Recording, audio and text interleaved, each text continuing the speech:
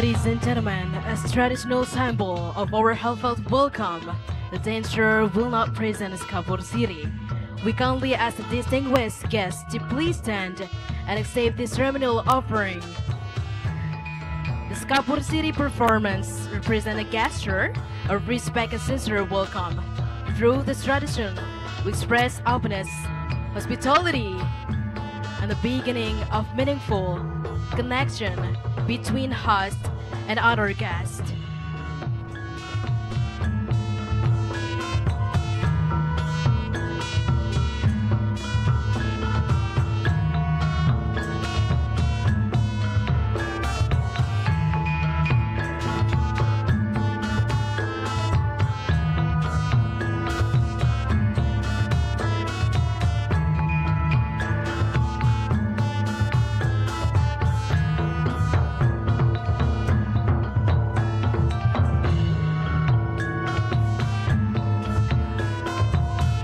Mr. Dendi Triade.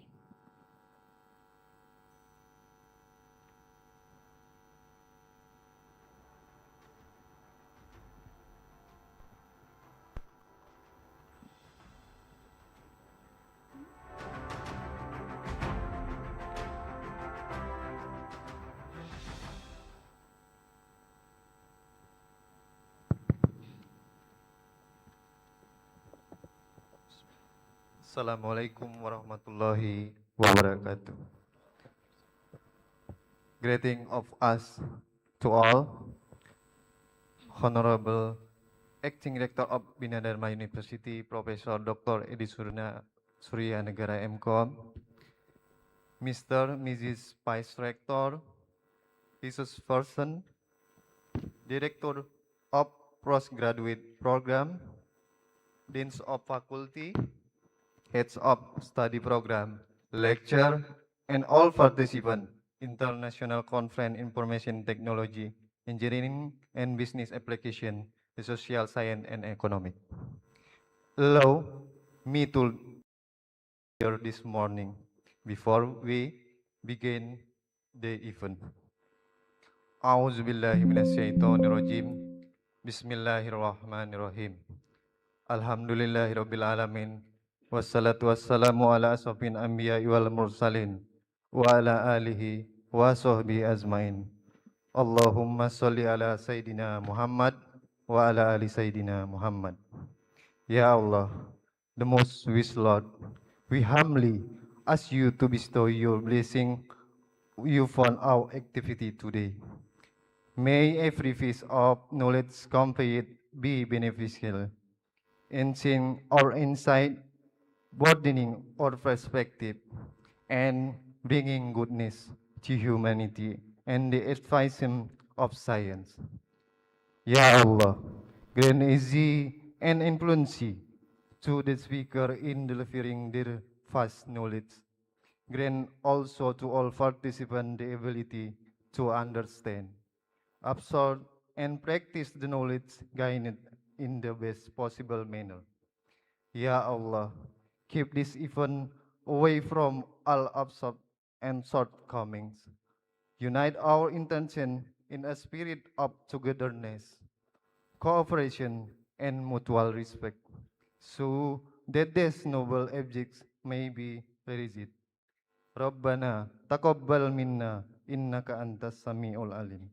Rabbana atina fid dunya hasanah wa fil akhirati hasanah wa qina azabannar. Walhamdulillahi rabbil alamin. Wassalamualaikum warahmatullahi wabarakatuh. Thank you.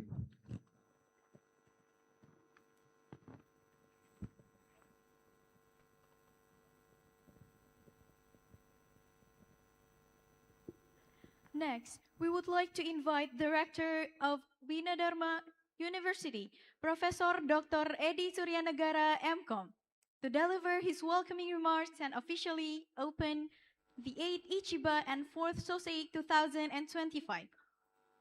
Please welcome Professor Edi Suryanegara.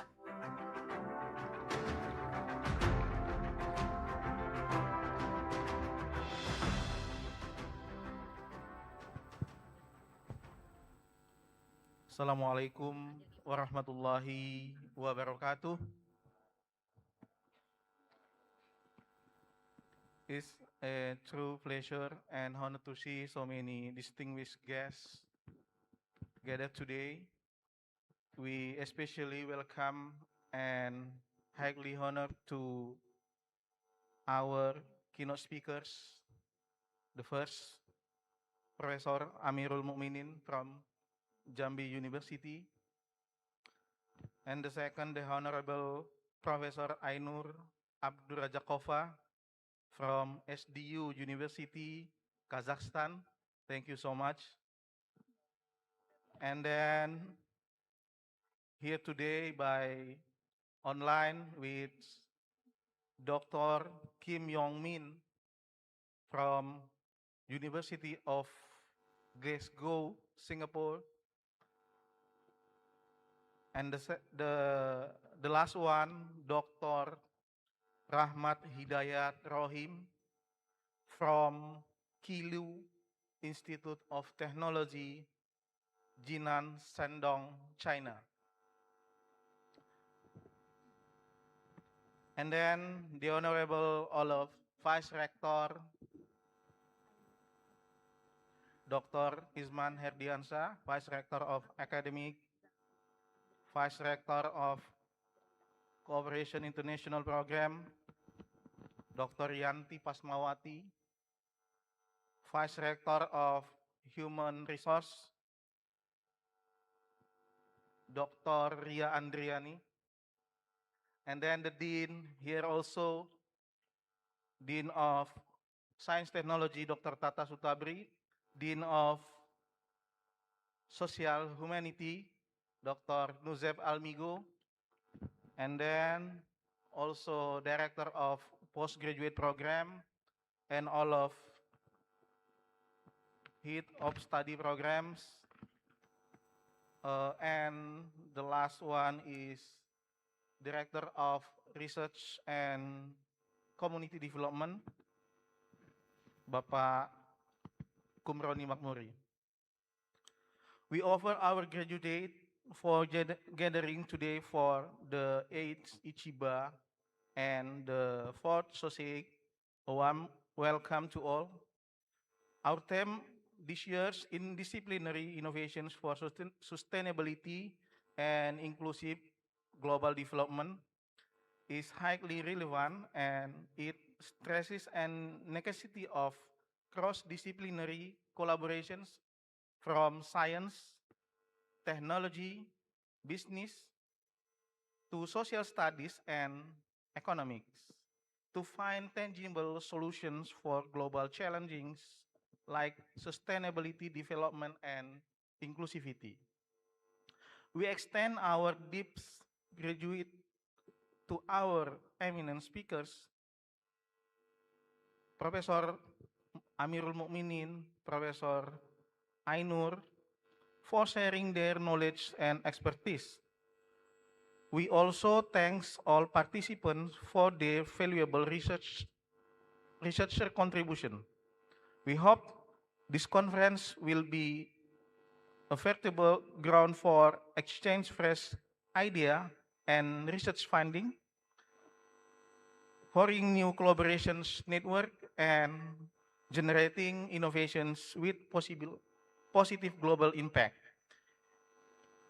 May we all gain valuable insight. And the last, by Bismillahirrahmanirrahim, I hereby officially declare the 8th Iciba and the 4th Soseic is open. Thank you. Assalamualaikum warahmatullahi wabarakatuh.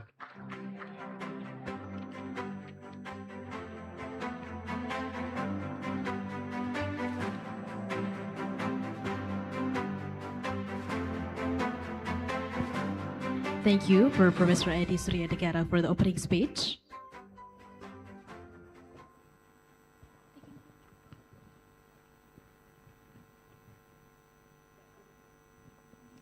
At this time, at this moment, to officially launch today's event, we would like to invite Professor Abirul Mukminin and Professor Ainur Abzakova to come on stage and praise the band together with Professor Edi Suryadegara.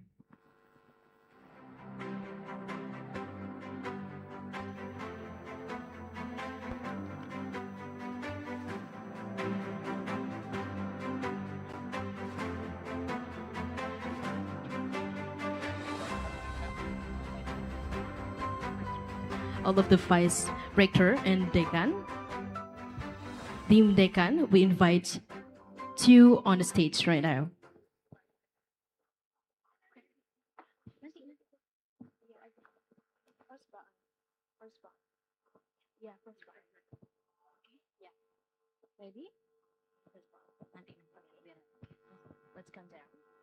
Let's count down together.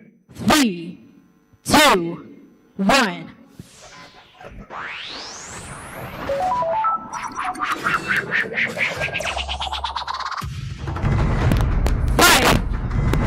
4, 3, 2, 1.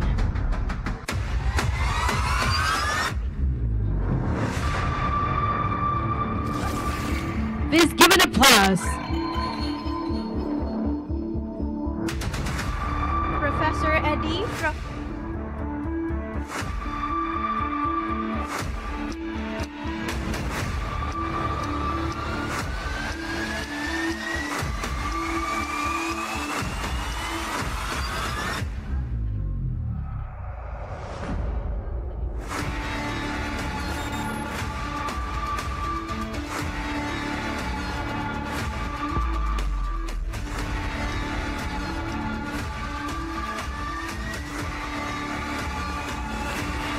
Please give an applause.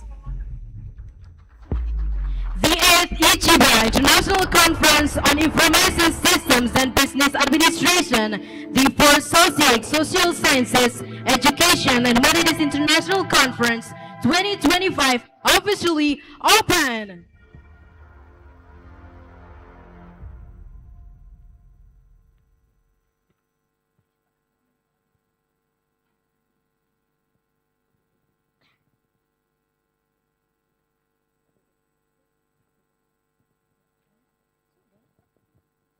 Ladies and gentlemen, before we go to the conference session, the committee have prepared the tea, coffee, and some snacks for us. So let's take a coffee break for 10 minutes in. Okay.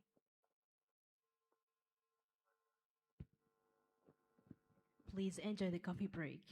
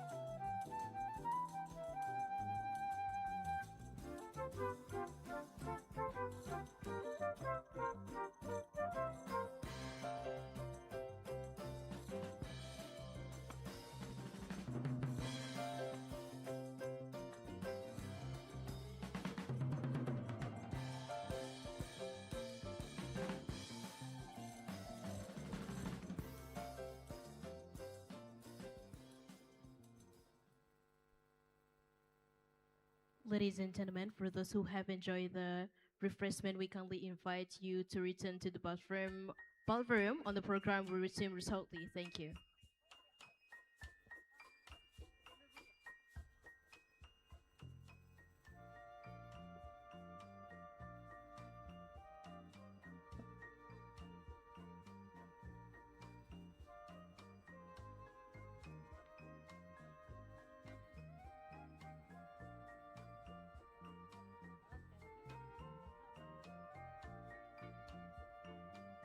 Distinguished guests, may we respectfully invite you to return to the ballroom as the program is about to continue.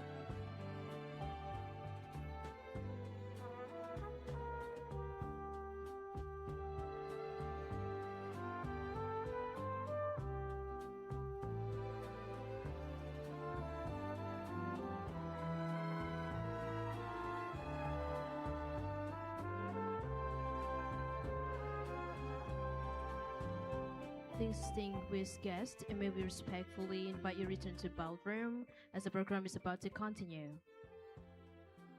Thank you.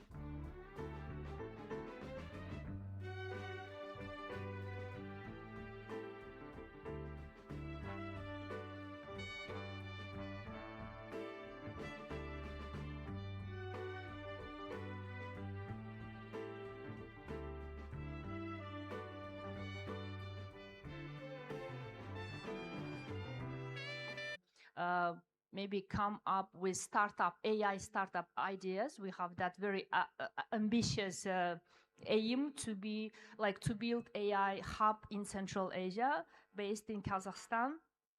And even we have this AI ministry as a position in our government. We have ministry who is responsible for AI in that.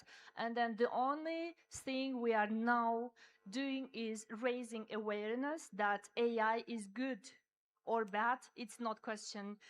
We should teach all our children to use it ethically and then make it as a habit. That's the thing. I think two questions were related. Yeah, thank you.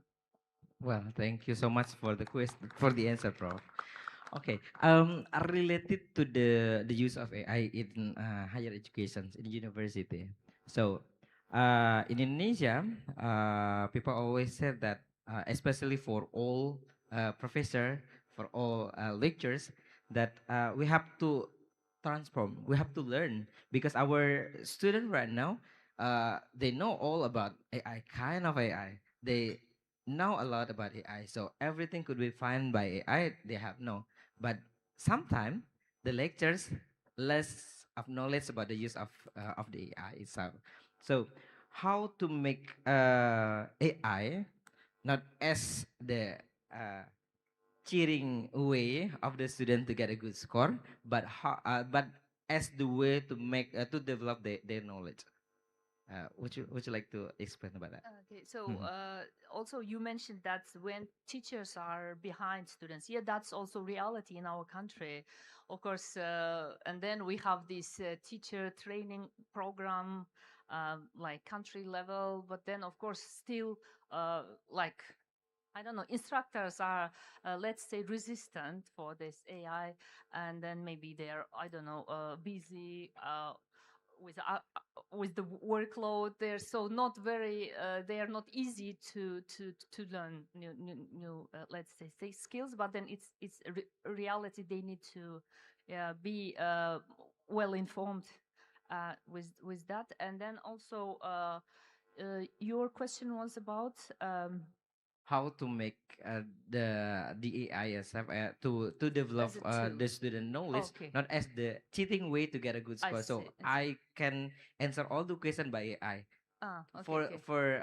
the score, for the lesson score only, Okay. not to develop Yeah, yeah. their skill or their knowledge. Okay, thank you. Mm. So this is related to the first professor's question, and then here I can add as an instructor myself as a professor.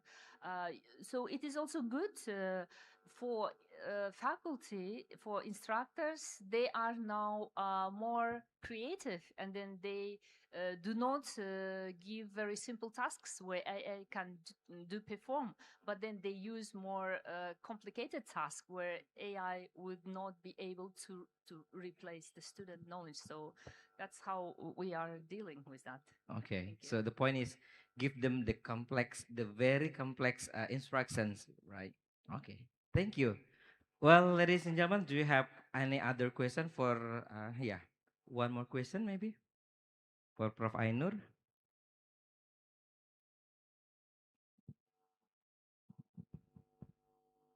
Oh yeah.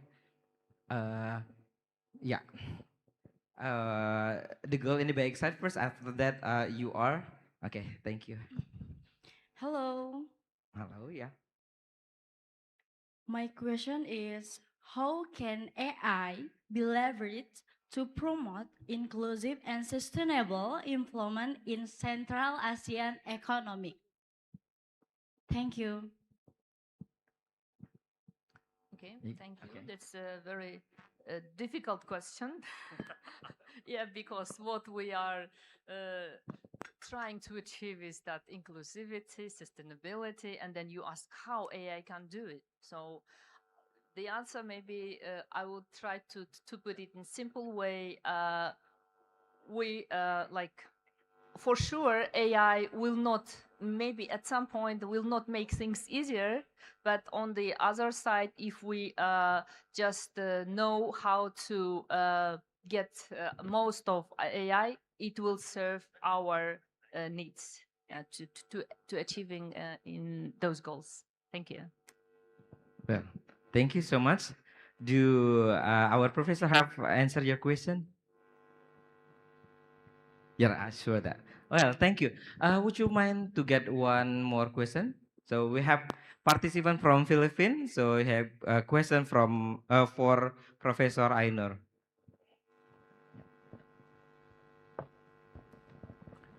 Good morning, ma'am. I am from the Philippines, Aurora State College of Technology, College of Business Management. So your report about Industry 4.0 is very relevant to our province of Aurora. It is 216 kilometers from Manila, 5 hours travel by land. So my question is, how can I make a study on emerging, declining, and transforming jobs or work in our province of Aurora that can be used by our local government? Thank you. Okay, transforming job. Mhm. So the question, oh, thank you very much for the question. So let me clarify. So you mean about like jobs being transformed, Yes, ma'am. like transformed because they've been, and then the question is how to do that, or Yes, ma'am. yeah, Yes. how to do. So my answer would be what we have in Central Asia, in Kazakhstan. We do not do anything. It's just happening because of the influences. So some robot machine can, let's say, replace and then redesign, and then also like maybe we do not need, let's say, employee labor force for doing technical job. So technical job could be done, and then it is just going naturally. And then also based on the local, let's say, community needs and the infrastructure. So yeah, here we think that we cannot control that process, but then as an institutions we need to forecast, to predict how it is going to be, and then like that, and then also as influence of this AI, and then we believe that AI will never replace the human, because maybe at some point some skills will be more, let's say, demanding, like maybe emotional intelligence, public speaking, and then communication, and etc. Maybe more soft skills than hard skills, because if we can exploit, let's say, exploit machine for hard skills, maybe then for analyzing, and then also adapting that to the realities would be always done by human. Thank you. Thank you very much, ma'am. Thank you so much for the question and for the answer. So I can conclude about this question that AI could help us in some cases for if we talk about the job, in some part of the job could be changed by the machines, but we still sure that AI cannot change the human work, because AI could help but can change fully. For example, the AI could make us a resum, could give us the conclusion, but how to communicate, how to explain it, AI cannot do it. So we still need human. So human could still exist. So don't worry that the job opportunity will be closed because of AI. Please give applause to our speaker. Well, Prof. Ainur, so this is the end of the first session. For your session, thank you so much for the time. Thank you so much for the opportunity to the all participants to give you question, and then thank you for the response. Then keep enjoy Palembang. Let eat some fruit, real fruit, and as for your information, guys, for your information, ladies and gentlemen, Prof. Ainur have try durian, and then would like to try other real food from Palembang, for example, coconut. Ya, coconut. Mau coba dogan, dogan Palembang pasti enak kan ya? Ya, it's a real fruit from Palembang. Then maybe we could try avocado, mango, and other fruit. Apa? Oh yeah, snake fruit also. Yes, all kind of fruit. Terima kasih. Sekali lagi tepuk tangan buat Prof. Ainur dari Kazakhstan. Thank you so much.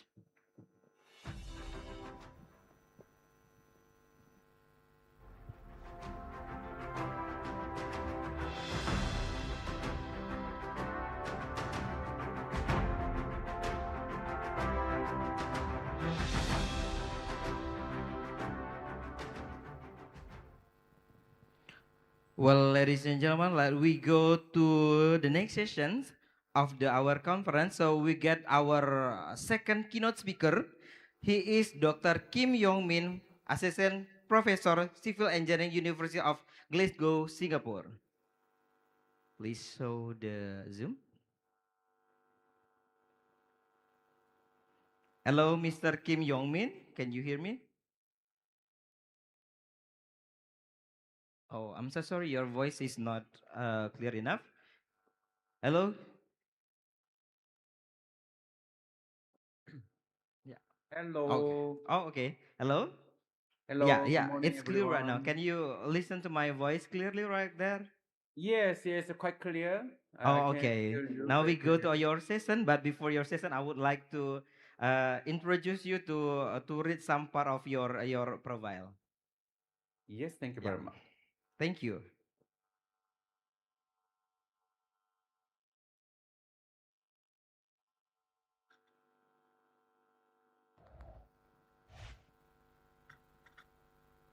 Well, ladies and gentlemen, this is our second keynote speaker, Dr. Kim Jong Min, King Yong Min, Assistant Professor Civil Engineering, University of Glasgow, Singapore.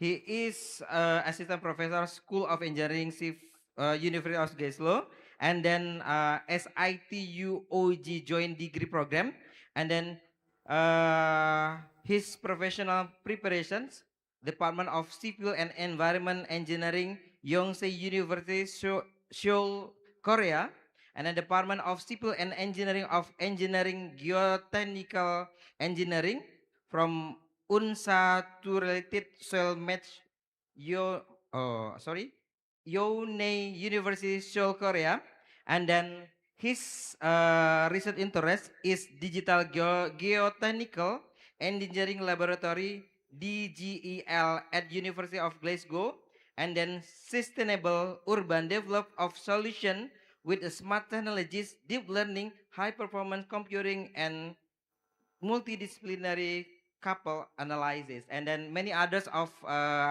his experience in research, education, and others. So in this occasion, he will present about the deep learning model for technological engineering from clothing started with sleep stability. Um, Actually, in our education in Indonesia, deep learning is very popular right now, Prof. Dr. Kim Yong Min. I think it will be very connected with educational side in Indonesia right now. So it will be very interesting, and you will get 25 minutes. Is it enough for you to present your materials? Yes, I try my best. Oh, okay. Okay. Yeah. So your time is yours. Thank you. Okay, thank you very much for your kind introductions. Actually, I'm from engineering side, especially civil engineering. So many of you are different, coming from different disciplinary. So I will try to explain my domain expertise, but you can focus on how uh, myself apply AI technology to my domains. So let me share my screen first. And then I put my slide. Okay. Can you see my screen? Okay, I hope that, yeah, you can see my screens. So my name is Yongmin Kim from University of Glasgow. And then thank you for inviting me here, but I'm so sorry about them my being there face to face. So hopefully next chance we will get interact with physically. So today my presentation will offer valuable insight to those who are interested in how AI technologies are being applied to uh, engineering context, engineering field, in particular civil engineering. So I try to explain my framework through the slope stability analysis. So before we dive into details, let's clear a picture of the what AI is. As you already know, very well knows, the AI is related to deep learning. But within the artificial intelligence AI, the machine learning refers to systems that learns patterns from data that improve their performance through experience. So let's narrow down a bit further. So we have a deep learning model. Sounds like more advanced types that apparently use multi-layered neural network. This deep learning learns more about data, starting from very simple patterns and gradually moving to very complex features. So what makes deep learning AI so powerful is that it can learn, it train itself, such as recognizing images, abstracting data patterns, and recognize your voice, my voice, without any rules. So in this process, the neuron, like a node, layer, and connecting systems all work together to process such data and make predictions. So we will find many types of machine learning or deep learning models. So on a micro scale, we can see that we have three different machine learning and deep learning categories. But long story in short, in our civil engineering applications, we often use supervised learning. The algorithm is trained on input data with labels, which is the correct answers. We need to learn a mapping from input to outputs so it can predict correctly on unseen data. Simply, let's say spam filtering systems.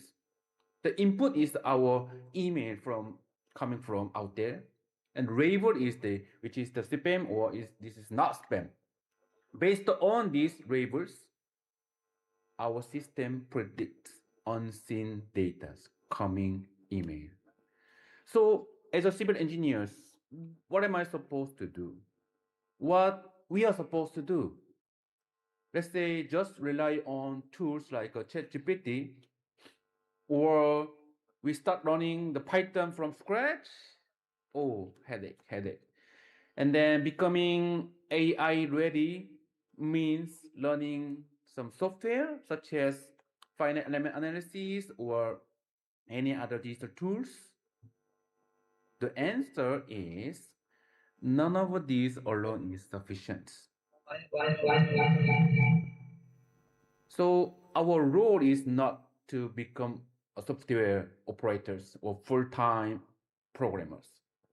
So instead, we need to develop the capability to understand the problems, to ask the right questions, and to interpret the AI outputs for engineering decisions. So to successfully develop our deep learning models, we need to follow the structured process. We need this process. Give us best chance of achieving reliable and meaningful outcomes from AI. First, we need to define your situation problems. What types of data are you handling right now? Any engineering parameters or any some responses from questionnaire from your student feedback? So we mostly used to use supervised learning as mentioned before. It means that the model is trained on input data that already has labels, correct answers, comes with correct answers. So our AI model learns by comparing each prediction to those answers. Then we can suppose to touch on our database to be qualified, figure out the correlation, cut off boundaries, the filtering out, and so on. So this process falls on the data explorative analysis and data pre-processing. Then after that, we may want to select most appropriate deep learning model.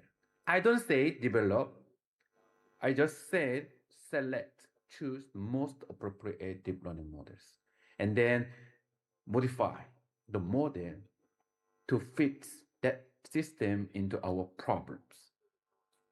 So I will walk you through these steps by steps. So this time I wanted to explain the slope assessments. I will present how the AI model contributes the success of digital slope assessments. Normally, I used the regional scale analysis to get the slope susceptibility map, which is the coupled analysis with the water infiltration and stability analysis. This is the quite common things from our engineering field. What is interesting is in that development is that we are able to get successful factor of safety map despite not having sufficient effective cohesion value that is normally essential for slope stability analysis. So I would like to explain how I overcome this limitation using AI models.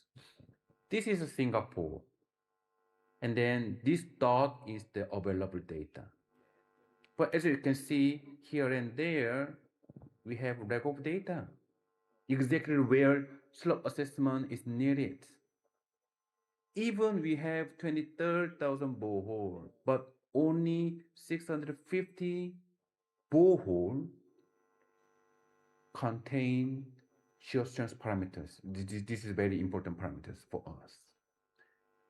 This is far from sufficient to develop factor of safety map. So I've come up with AI models. So have you noticed that these 650 data is our data that has the variables, including very fundamental soil properties and corresponding shear strength parameter that I need. So definitely the AI learn underlying patterns and trends from these data.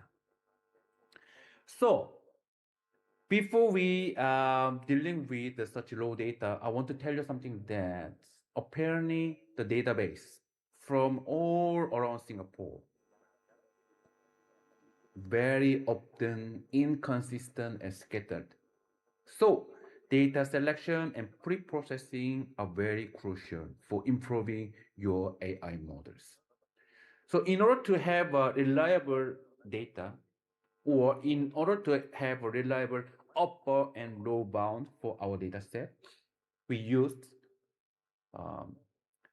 trial test result, which is the lab tests, as ground truths done by our NTU teams.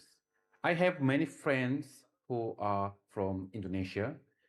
So Professor Nurlis and the Professor Alfredo, we are all the same teams.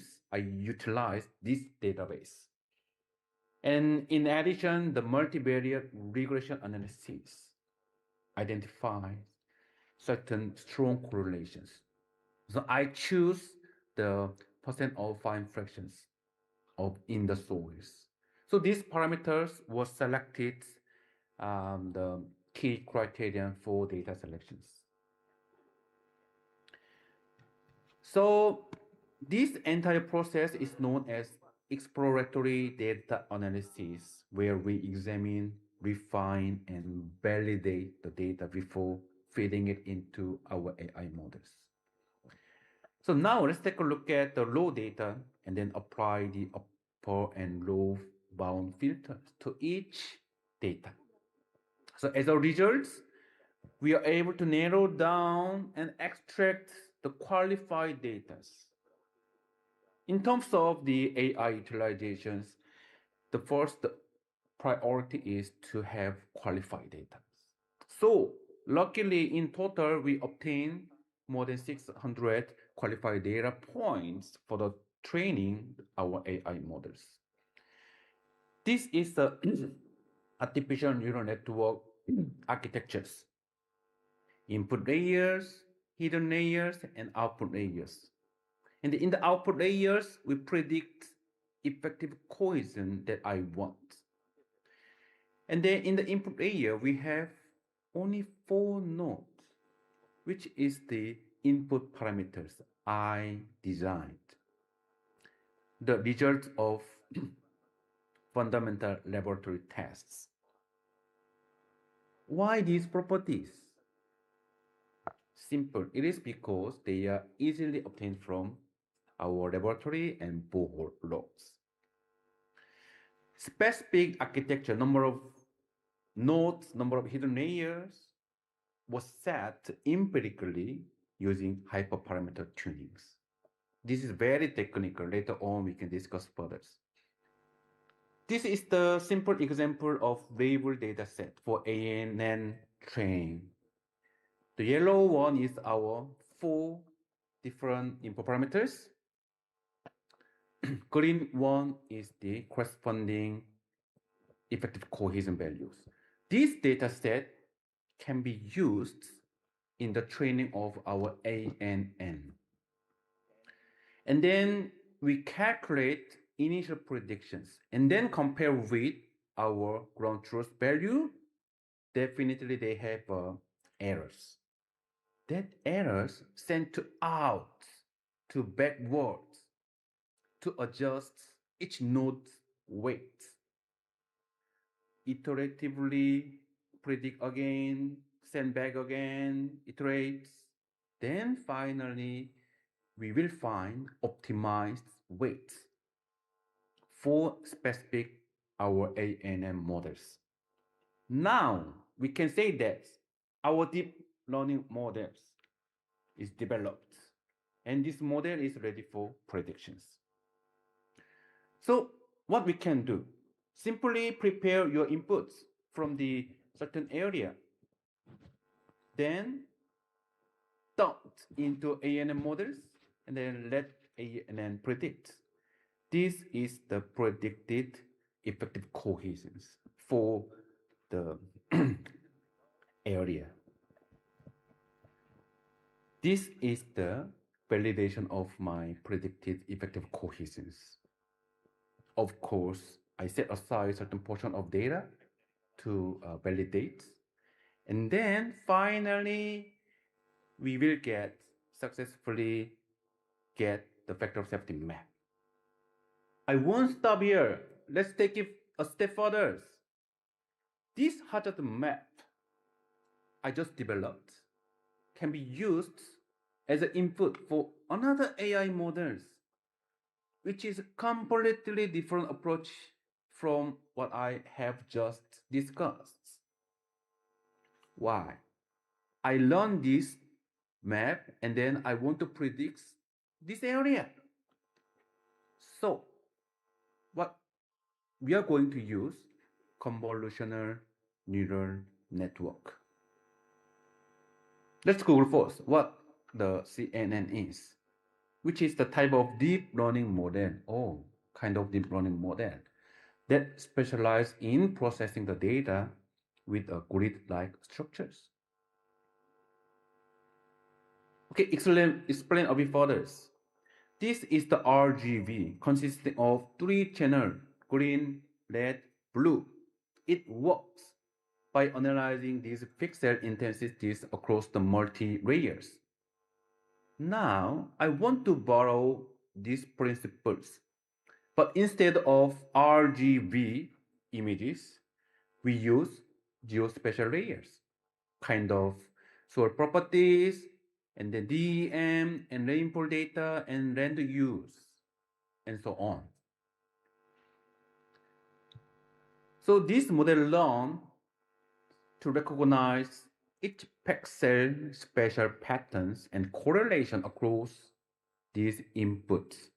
They are indicative of slope instability. This slide, a bit technical, explain how CNN works. CNN learns patterns in data using convolution. Think of convolution as a small sliding window that moves across the geospatial map, detecting localized patterns. This is exactly aligned with what I want for the slope stability analysis, to recognize local spatial patterns relevant to slope stability across the regions. Of course, on the CNN model, we have a couple of models. Initially, we tried YOLO and VIT, very famous model for convolutional neural network. I spent 1 year to develop these 2 models. Unfortunately, the result wasn't very promising. Significant mismatch due to some special reasons. Kind of our slope failure is quite scattered, and then the real data is quite limited.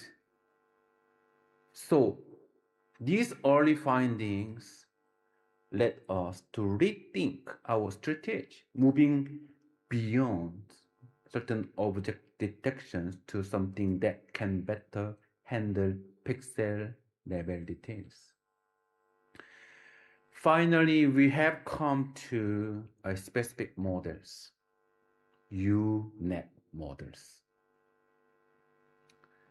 Through encoding and decoding, downsampling and upsampling, and contracting paths and expansive paths. It looks like U, right? That's why this model is a U-shaped network. This UNet enables detailed and localized prediction that are much more actionable for slope failure predictions. We prepare label data set consisting of input variables. This is our input data, and then vector safety map from regional scale analysis. To address the limited amount of input data, we used data augmentation techniques to amplitude our input parameters, rotating, flipping the images. Of course, we adapted a simulation environment to generate training data. And then we fixed certain parameters and then varied the significance influence parameters like soils properties and rainfall events to capture the number of failures in terms of pixel numbers. Actually, this process is necessary to build up the well-balanced data sets. So I want to explain our performance. We test our UNet models in a certain areas. For example, Korean mountains and then Singapore, certain area of the slope map. Even it can be applicable to Indonesia as well. So now I don't want to confirm the performance at these stages because it is still preliminary results. But I would like to highlight that the results with the extensive number of failure zones showed better performance compared to those cases with the fewer failure zones, highlighted in blue, highlighted in red. And then I don't want to go details about our evaluation metric, but intuitively, the higher the value, the better the accuracies. So at this stage, now I can conclude that these results demonstrate great potential of using segmentation techniques, which is a UNet models for slope failure predictions. So ultimately, this AI model can be designed to predict other areas. For example, from the Bukit Timah area to Jurong areas. We have not been reached this stage yet, but in the near future, I hope to share further progress with our Southeast Asia, the engineering committee. So let's conclude. The ANN-based model can be possible to achieve successful outcomes for the specific purpose. And then we can also image prediction-based AI model for slope stability predictions. And then collaboration between our engineering context and the computing science has made it possible to develop such advanced intelligent models. So let's unlock our engineers' potential through interdisciplinary experience. Thank you very much for your attention. It's time to discuss a bit more about on this topic AI. Well, thank you so much, Dr. Kim Yong-min, for the very inspiring presentations about deep learning model for geotechnical engineering. So, sir, Dr. Kim Yong-min, please give a chance to the audience to give you a question. I can't hear you, sorry. Oh, you can hear hear me? me? Now, Oh, yeah. okay. So thank you so much for the presentations, and it is very inspiring and interesting, Dr. Kim Yong-min. And then it is time for question and answer. Please give a chance for one question from the audience that will give you a question. Thank you. A question right there. Yeah. Okay, thank you for the chance to give. So the question from me is, How can deep learning complement, sorry, how can deep learning complement rather than replace conventional geotechnological engineering approaches? Thank you. Yeah. Very broad questions, but our engineering, in terms of the civil engineering contexts, we are dealing with our citizens' safety. We build our slow and geotechnical structures. As the previous keynote speaker said that AI can't replace the human activities, the brilliant activities.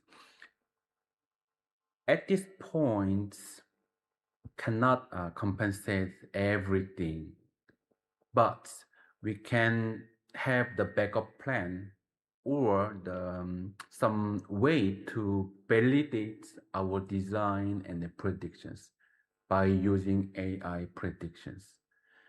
So currently the AI accuracy is about 75, maximum 80% in our context. Where is the 20% of the accuracies? This 20% accuracy sometimes causes severe failures and disasters. So we don't go with AI only. We can, but AI accelerate our productivities, and then to figure out some unforeseen, unseen pipeline for our design contexts, design areas. So AI just help us, but cannot replace everything for current practice. So hopefully this help to answer your questions.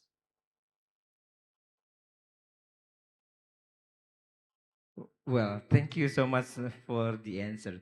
So, do the Professor Kim have answered your question? Go. Yes, thank Okay. you. Thank you so much. Okay. Do we have the other question for Prof. Dr. Kim? Okay. One more question, Dr. Kim. Thank you. Yes. Okay, thank you. My name is Adri. I'm from Universitas Bina Dharma. My question is, what are what are the main challenge and limitation in implementing deep learning models for slab stability in geotechnical practice? Okay, thank you. Yes. One pretty big challenges is data collections. In Singapore or Indonesia, every year we experience slow failure cases. Let's count. How many cases do you have? Here and there, one or two, even 10, right? So we compile this data 10 years.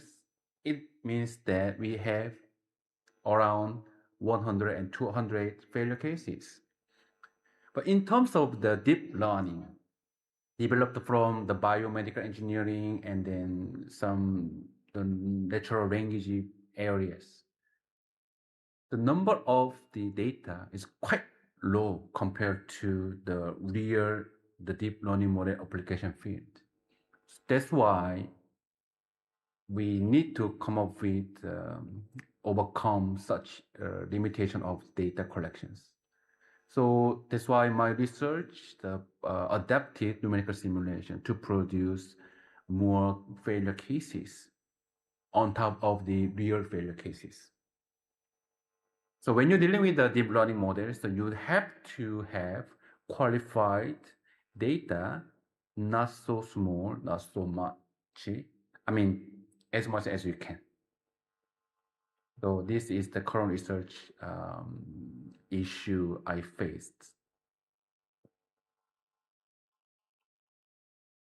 Well, thank you so much, Dr. Kim Yong Min, for the answer. And then it is the last question for you. Thank you. Okay, thank you very Yeah, much. thank you I so will much. stay tuned to listen our other colleagues. The next to- session. Well, please give applause to Dr. Kim Yong Min from Singapore. Well, ladies and gentlemen, let we go to the next session. After we finish the second keynote speaker, let we go to the third keynote speaker.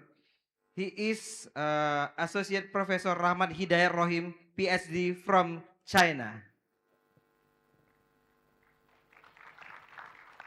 Hello, Professor. Can you listen to me? Hello, Prof. Can you listen to me? Yes, I can hear you. How about you? Can Yeah, you hear me? it's clear here. Okay. Before Okay. your session, let me read or introduce you and then read some of your profile.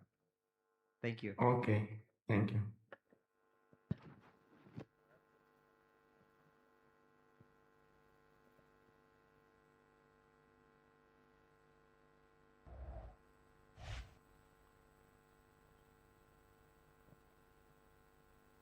Well, ladies and gentlemen, this is our third keynote speaker, Associate Professor Rahmat Hidayat Rohim, PhD from China.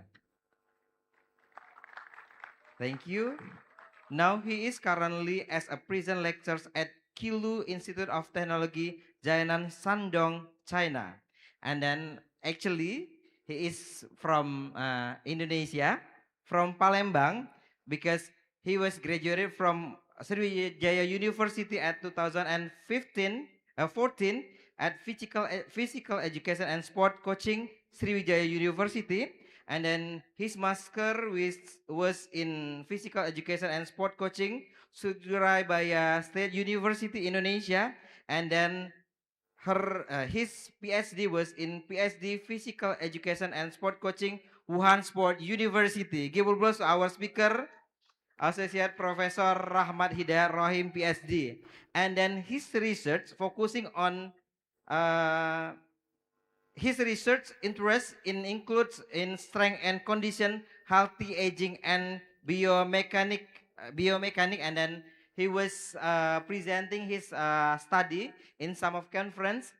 Can we read right there? We have China Strength Condition Training and Conference, and then the second International Conference and Sports Science in Indonesia, and among others.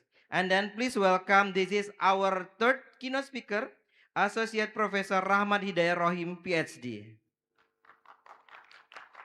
Okay. Well, Mr. Rahmat, yeah, you have 25 minutes. Would you like to present your material in 25 minutes? Okay, I try my best. Yeah, time is yours. Thank you. Okay, Professor. Good morning, everyone. First of all, I would like to say thank you so much for giving me this opportunity. And then I would like to say distinguished Rector of Bina Dharma University, Professor Dr. Edi Suryanegara MCom, and then all of the keynote speaker. For the first one, I would like to say hello to Professor Amirul Mukminin, SPD MSc PhD.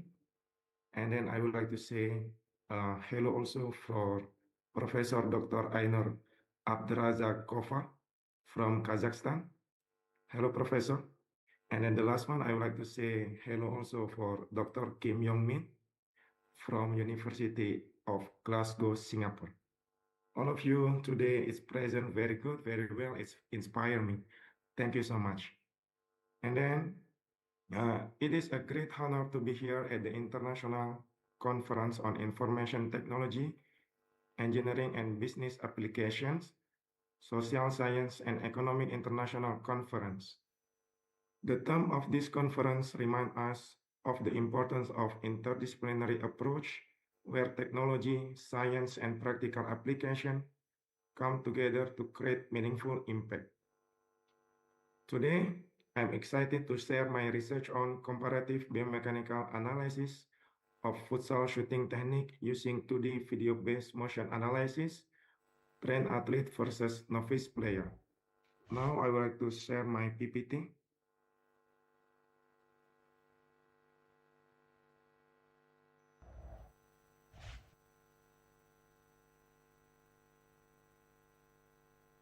Okay.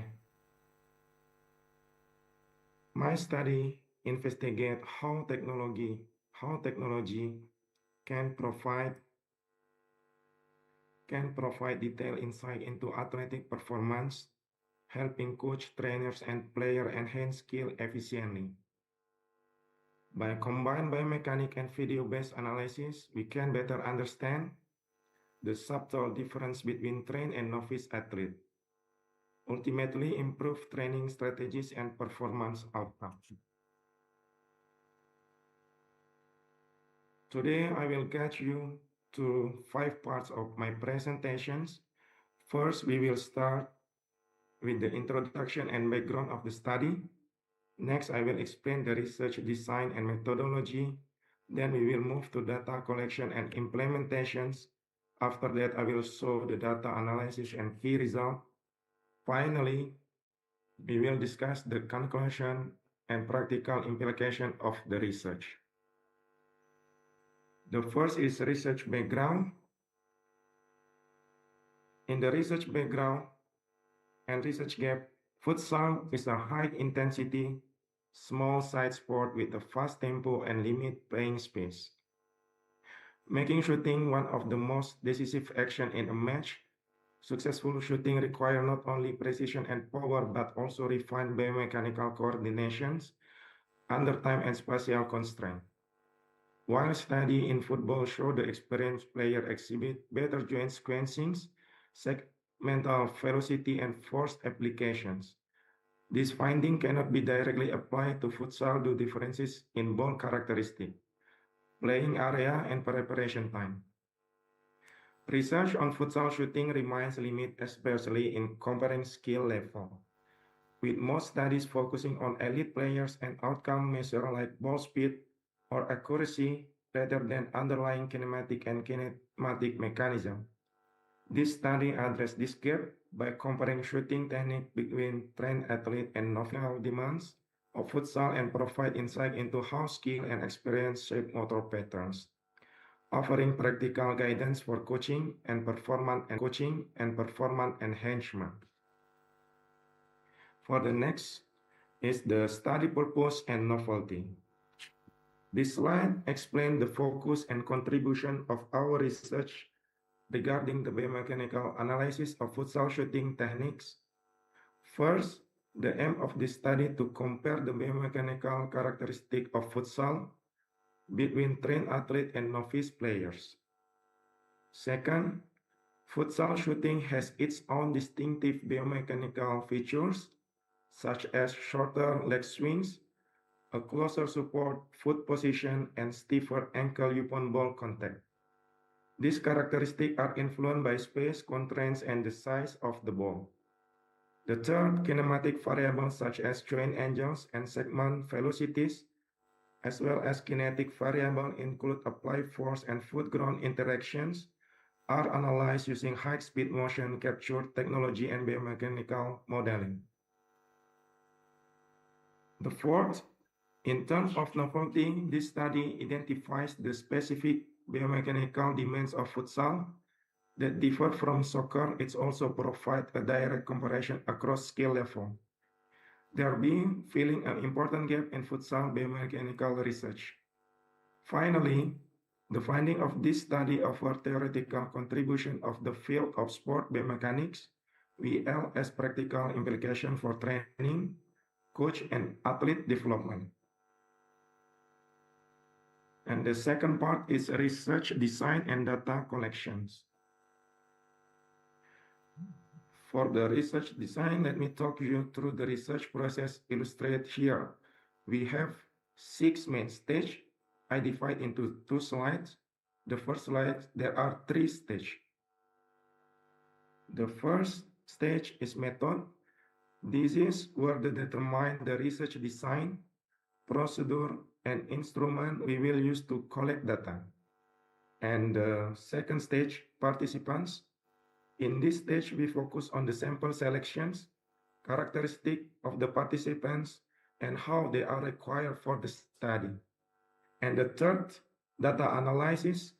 Finally, we analyze the collect data using appropriate statistical or qualitative technique to draw conclusions. And then the fourth stage, data collections, where we systematically gather the relevant data for our study. The fifth stage, measure variable, highlighting the key variables that are carefully measured and analyzed. The sixth stage is focused on digitalizations, reliability, which ensure that the data is accurate and measurements are reliable. The third part is research, procedure, and data analysis. Research procedure. In here, we can see that there is a figure in the middle. To collect our data, we follow a strict standardized protocol to ensure safety, consistency, and accuracy. Before the trial, all participants complete a 10 minutes dynamic warm-up, including jogging, dynamic stretching, and light ball touches, supervised by a certified trainer to reduce injury risk and ensure they were physically ready. The shooting trial took place on an indoor futsal court under controlled conditions where participants performed 10 maximal in-step shots from a fixed distance of 6 meters, with the 3 best trials selected for analysis.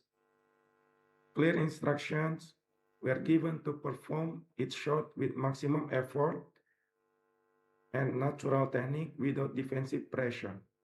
We record the movement using 3 digital camera positions along the sagittal, frontal, and transfer planes, calibrate with a 1 meter grid to ensure spatial accuracy.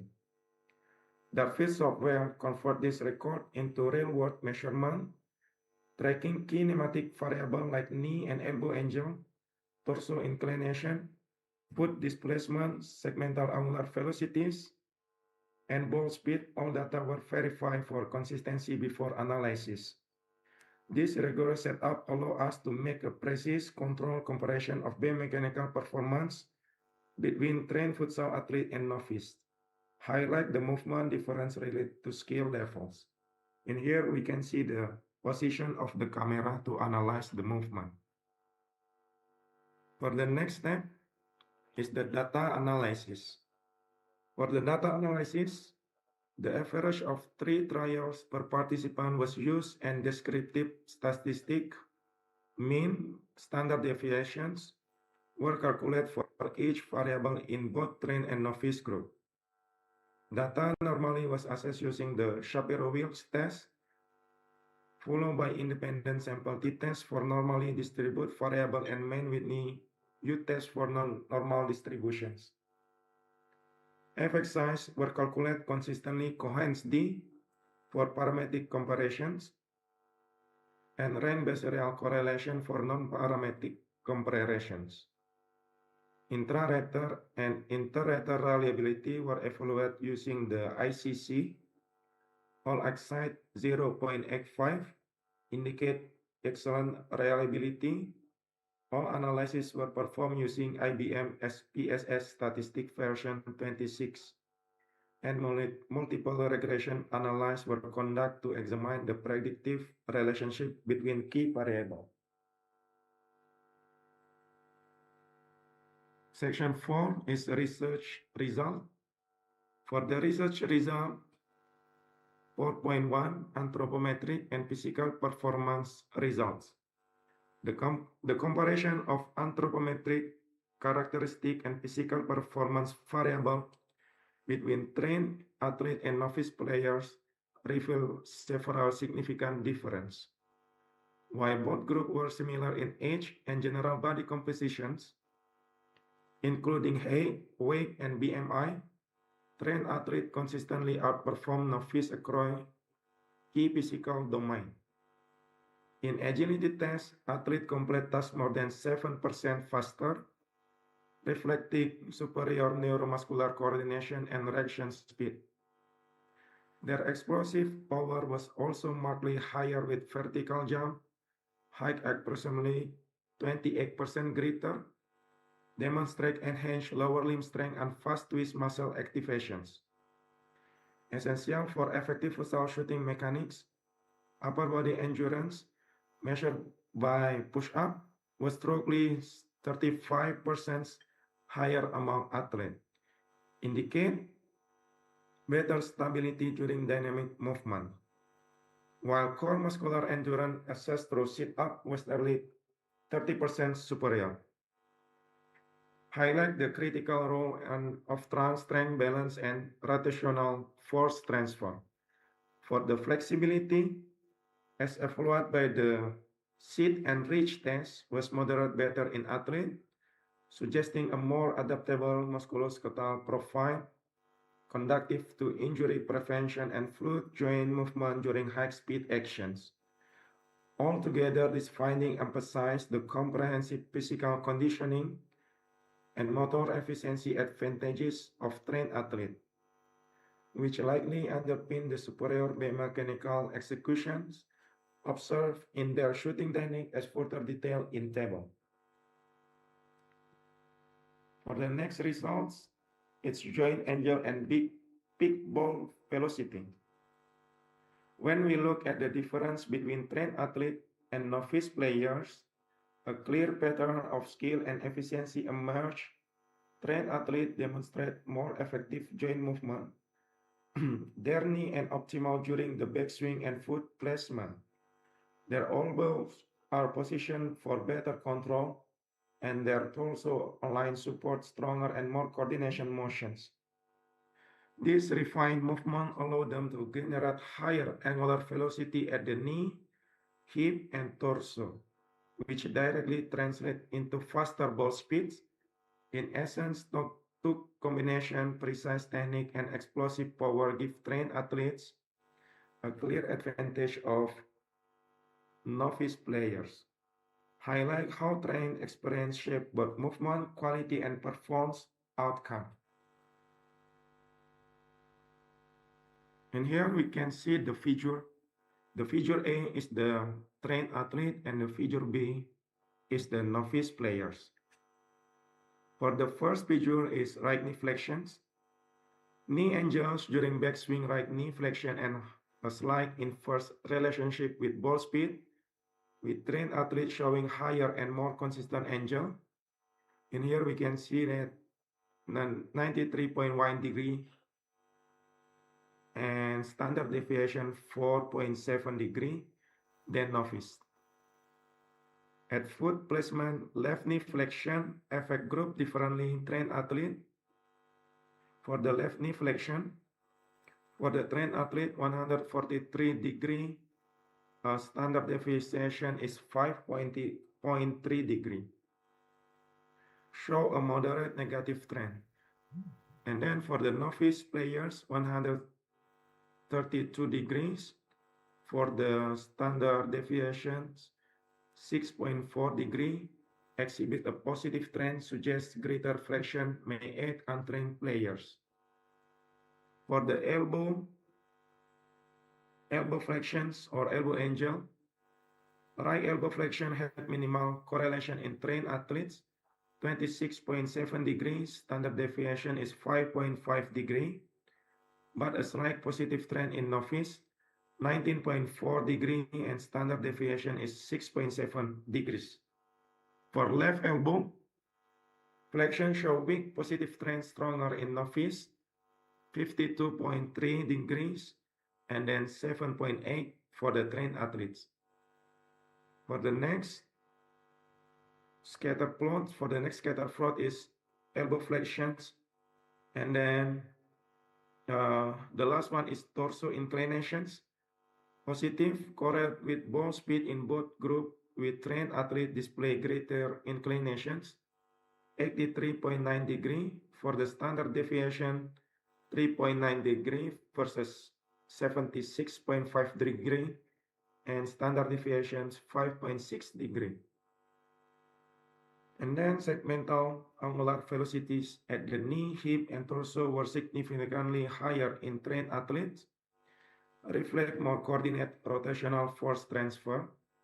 Knee angular velocity was a strong predictor of ball speed, with force application variable adding a modest but significant improvement. For sure, shooting performance is strongly influenced by biomechanical efficiency and joint coordinations. Trained athletes achieve higher ball velocities through optimized segmental sequencing and alignment, highlight the benefit of structured technical training compared to novice players. And then now we go into the last session, is the research discussion and conclusions. For the research discussions, our study compared futsal shooting between trained athlete and novice players, focusing on joint kinematic and ball velocity. Key findings show that trained athletes consistently outperform novice due to more efficient joint movement and superior physical attributes. Knee flexion and backswing athletes use greater knee flexion during the backswing, enhance elastic energy, strong, and angular momentum. For novice, show reduced flexion, likely to weaker motor control and stiff leg strategy, limiting shot power. For the torso inclinations, a forward-leaning torso at ball contact improve postural stability and energy transfer to the ball. Novice, insufficient inclination disrupt these kinetic chains, reduce ball velocity. Coaching could like sink into your knees, lean into the ball can improve this. For the upper body coordinations, proper elbow position stabilize the trunk and timing. Supporting dominant leg shooting accuracy, trained players show refined neuromuscular coordination across the kinematic chains. And then for the angular velocity and the kinetic chains, athletes exhibit higher angular velocities at the knee, hip, and torso, demonstrate efficient sequential joint activation. Knee angular velocity alone explain a large portion of ball speed variance. For the physical attributes, despite similar body size, athletes had superior agility, explosive strength, core endurance, and flexibility. This support rapid coordination, control torso rotations, and stronger plant force, all contribution to higher shot velocity. Limitation and future direction. Our 2D analysis limit frontal transverse plane capture and neuromuscular insight, as EMG and force plate were not used. Future study should integrate 3D motion capture, such as EMG and longitudinal trend interventions, to clarify mechanism driving effect shooting. The takeaway, efficient shooting in futsal relies on coordinate lower and upper body mechanics, optimize joint angles, and strong physical capabilities. Factor can enhance to target coaching and training. For the last part of my presentations is the conclusion. This study compared futsal shooting mechanics between trained athlete and novice players, focusing on knee flexion, torso inclination, elbow position, segmental angular velocities, and ball velocities. Trained athletes generally exhibit more coordinate movement patterns and high angular momentum, resulting in greater ball velocity, which likely reflect a combination of physical capacity and motor control efficiency. While this finding provide insight into factors associated with shooting performance, interpretation should consider the methodological limitation, such as the 2D analysis and absence to AMG and force measurements. Consequently, training recommendations should be applied cautiously, and future studies integrating kinetic and neuromuscular assessment are needed to confirm this relationship.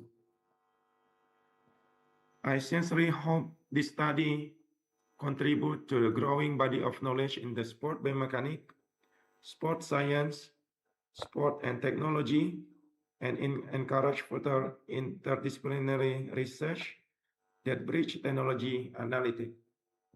Thank you very much for your attention and kind considerations. I would be delighted to engage any question, comment, and discussions. Thank you.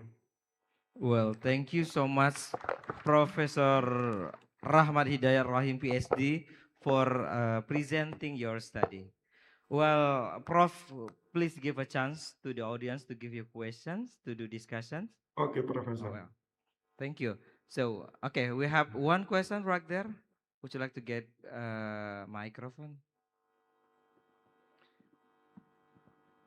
Okay, the Honorable Dr. Rahmat from China, original from Palembang, South Sumatra. Uh, in other language, I would like to say to you, Ni hao ma. Ni hao, ni hao, Ni hao, ni hao, 谢谢。alhamdulillah. 我爱你，我爱你。我爱你，我也是爱你。Okay, thank you for your time. Thank you for your presentation. It's very nice for us to listen about futsal, about your research about futsal. And I would like to introduce myself. My name is Muhammad Taufik. I am from University of Bina Dharma, Magister Management. So this time I would like to ask you about which kinematic variables show the most significant differences between trained and novice futsal players during shooting. Okay, I think that's my question. Thank you so much. Good morning.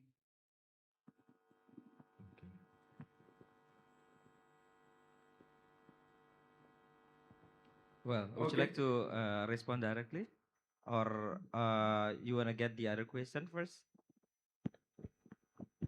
Is there any other question, or can I answer this question? Okay, maybe any. We got one other question from the audience. Okay.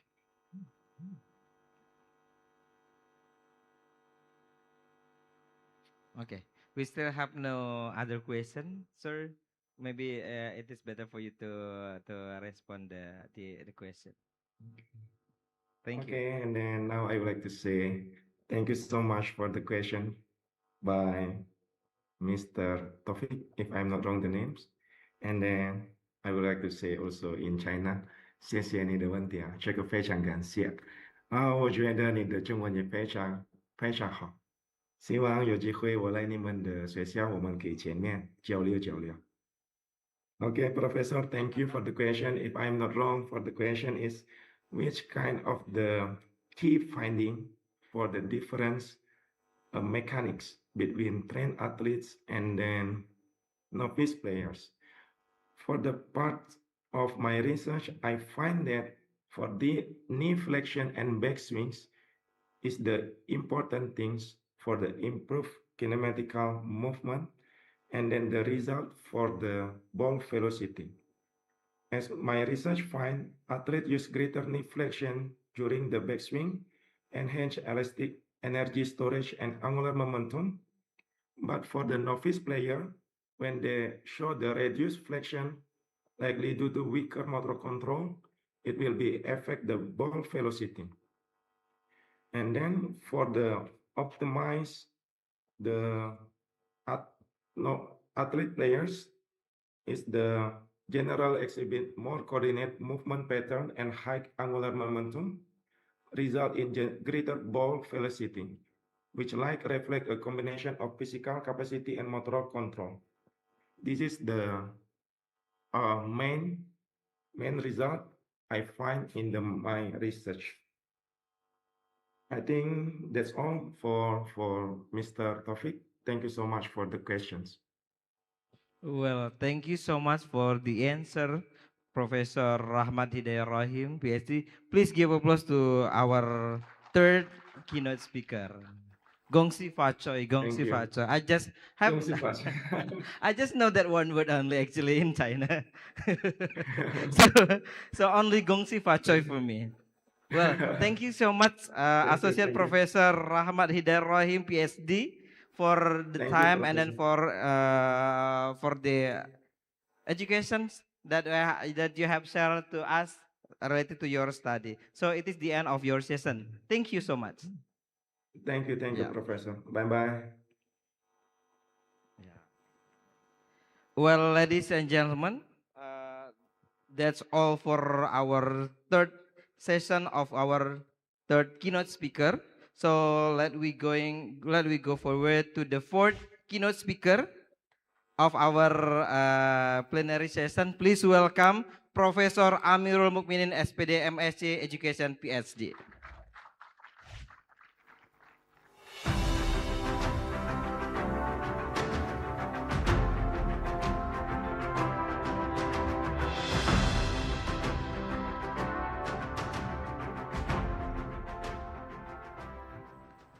Ya, sambil duduk saja biar santai gitu ya, Prof. So, Profesor Amirul Mukminin SPD MSc Education PhD he is a professor full professor in educational policy Universitas Jambi Indonesia. Tepuk tangan dong buat our fourth keynote speaker. Okay. In bahasa Indonesia we call inilah gongnya gitu ya. The last is not the least, but it is the power of our keynote speaker. Okay, so he is a full professor in Universitas Jambi, and then director of Research and Community Services Center in Universitas Jambi. Very close to be here to Indonesia, to Palembang, the same in Indonesia. And actually, it's not our neighbor. We're not calling him as neighbor, but he is a part of our family, Universitas Bina Dharma family. Give applause to our speaker. And he got a Fulbright on his PhD from Florida State University. And then his master was in Netherlands. Correct me if I'm wrong, sir. And then he got his BA at Jambi University. And then his research interest in education is bilingual, multilingual education policy, international and national education policy, language and educational technology, curriculum policy, teachers policy, English Indonesian language policy, all about language. And then in this occasion, he will present about smart and international campuses in research collaborations. As we know right now, almost all university will going to be international standard, world ranking, and others. That's the purpose of university right now in Indonesia. And of course, it will be very interesting. So please welcome Profesor Amirul Mukminin SPD MSc Education PhD.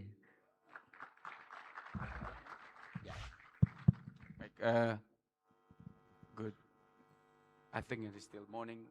Good morning, everybody. And is there anyone online, participant online? Just the speaker online. Okay, right. Yeah. And this is ambitious topic or issue for today. And also, I think it is related to previous topics from other speakers, Dr. Ainur, and also our speaker from Singapore, and also Dr. Rahmat from Taiwan or China? Taiwan, yeah. This topic is a very, again, I said a very ambitious, and also ambitious not only for me, but also throughout the country, for Indonesian, including for Bina Dharma University, and also for SGU University, Kazakhstan, if I'm not mistaken. So, but although this issue, this topic is very ambitious, but it's very important when we look at the current situation in our country, and also especially in Bina Dharma University right now. So the keyword there is not only about smart and international campuses, but it is about research collaborations internationally and also nationally. So that is the keyword. So we have a lot of people, smart people. We have a lot of international campuses in our higher education. In Indonesia, claim that they are international campuses, but when we look at the one of the issue, the important issue is research collaborations, not international yet. So in terms of research, let's focus on in terms of research. But some campuses in our country, they claim that they have been internationalizing their campus through sending their faculty members or their lecturers. But when we look at, again, I repeat that their research is not international. So you are lucky, I think, today. You have Bina Dharma University, you have Dr. Ainur, so maybe you can collaborate with her in terms of research in economics or in management or related to social sciences, and also in AI.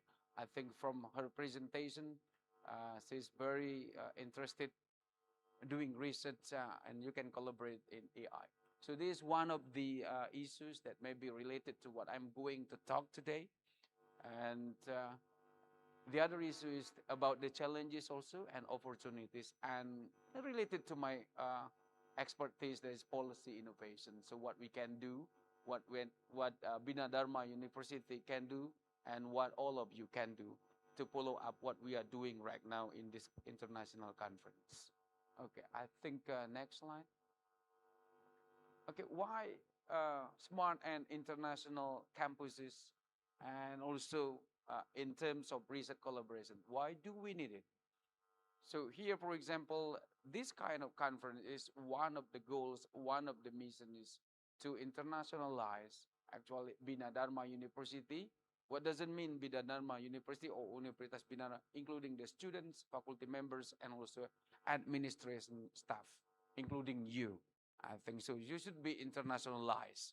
So when we are talking about internationalization, it means we internationalize everything in one university, including the faculty members, or including starting from the rector, vice rectors, deans, students, faculty members, or docent or lecturers, and also administration staff. So in terms of research, so everybody should knows what does it mean internationalization. So here, but we have a lot of things when we are talking about internationalization. We have a lot of challenges and also opportunities.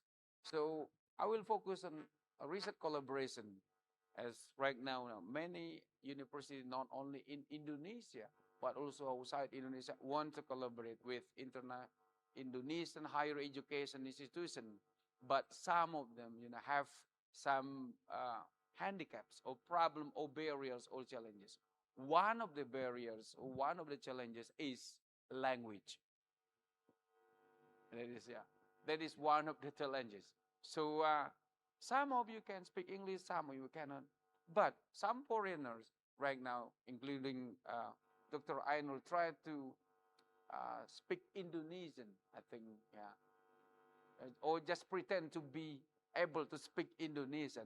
So that is one of the biggest challenges that we are facing right now to internationalize our university or our program, and also our students and also our faculty members. But the good thing is Indonesian language right now is more popular, and in terms of conference, UNESCO already claimed that we can use also Bahasa Indonesia. So in this chance, if some of you want to present in Bahasa Indonesia, no problem, because internationally, right now, UNESCO and also already allow us to use Bahasa Indonesia as one of the languages that we can use. Okay, here the problem again that's what I would like to raise up is about the interdisciplinary. Our topic today, one of the issues that you are raised up in our conference today.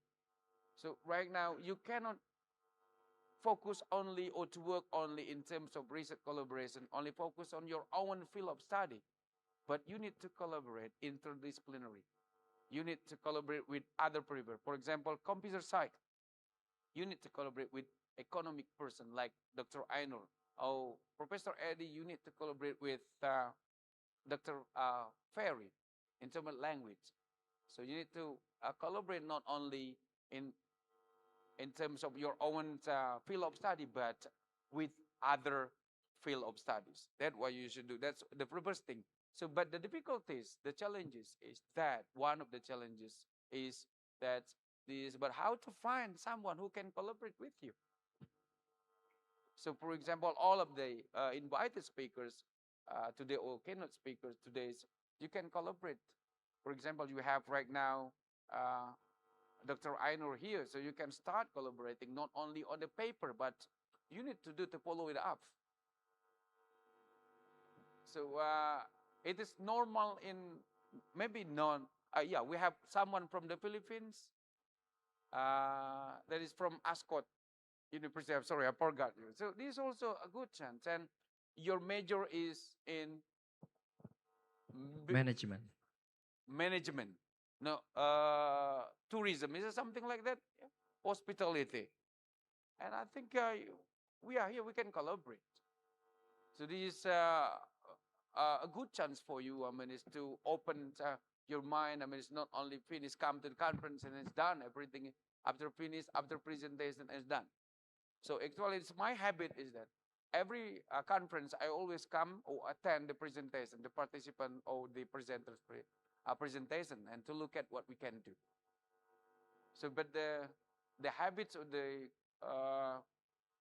traditions in our country or maybe in some conference that I attend, after finish your presentation and then you are done and you're going out or you go around the city, something like that. Okay, so that's what we need to change. Okay, next slide. So this is actually this is one of the a part of the topics in our paper. I and Dr. Ainur right now we are going to publish one already accepted. Actually, there's a book chapters, and that's one of these examples of the collaboration. So here, what I would like to focus on, international research collaboration has grown substantially, with international co-author publication increasing from approximately 10% in 1990 before AI, and look at now to over 25% by 2020. This based on research, not my data, but Weiner data. So this is very important. Look at it. How about you? Reflect to yourself what you have done related to your research. Have you collaborated with other people, national level, local level, and international level? So just check. And also, international mobility expanded from 2 million students in 2000 throughout the world to over 6 million in 2019. So how about you? I think Universitas Bina Dharma also hosts some international students to learn Bahasa Indonesia. Is it right? Is it right, Pak Din? Yes, we Yeah, have BIPA. right. So this is a very good chance. I mean, to collaborate. So Bina Dharma actually is already international universitas. So here very good data. So, but we need to reflect to ourselves what we have done. Okay. So next slide. How about Indonesian? As I told you earlier, that Indonesian universities have invested substantially in digital infrastructure, including Universitas Bina Dharma. You have a program, undergraduate program in system informasi or information system, or you have in computer science. And you know what happened? Look at the challenges after this slide. But this kind of development position Indonesian higher education at critical juncture, where smart campuses capabilities and internationalization aspiration converge, creating both opportunities and challenges for research, especially for research collaboration enhancement. So this is the problem, the key issue. So as some of you already, got your doctoral degrees or professor, you need to make research group and then to include your student undergraduate and also graduate or master's or doctoral or bachelor student to start doing research together with you. Not stand-alone researchers. So stand-alone researchers is not working anymore right now in this AI era, like Dr. Aino mentioned. Okay? So stop being stand-alone researchers. You need to collaborate interdisciplinary with interdisciplinary researchers. Okay, next slide, please, if you don't mind. Okay, so here these, actually, I will not finish this because 20 minutes is not really enough, but I will make only the major thing, the main thing that I'm going to say or to share with you. So there are 5 significant issues actually in terms of smart and international campuses in research collaboration. So I just focus on the first one, primary challenges. For example, you have some technological, organizational, and financial, regulatory, and also equity obstacle. So the problem here, technologicals. Not everybody, can use AI in terms of facility. This is one of them. Not everybody have good access to internet. We have more than 4 1,000 universities in Indonesia, private, including private and also public universities. But among the 4,000 universities, and we have 300,000, more than 300,000 lecturers or faculty members throughout Indonesia. So among those numbers, so we have a problem with technological challenges. And also we have organizational problems in terms of university. Not all of university, supports international collaboration in terms of finance. And then the other thing is regulation.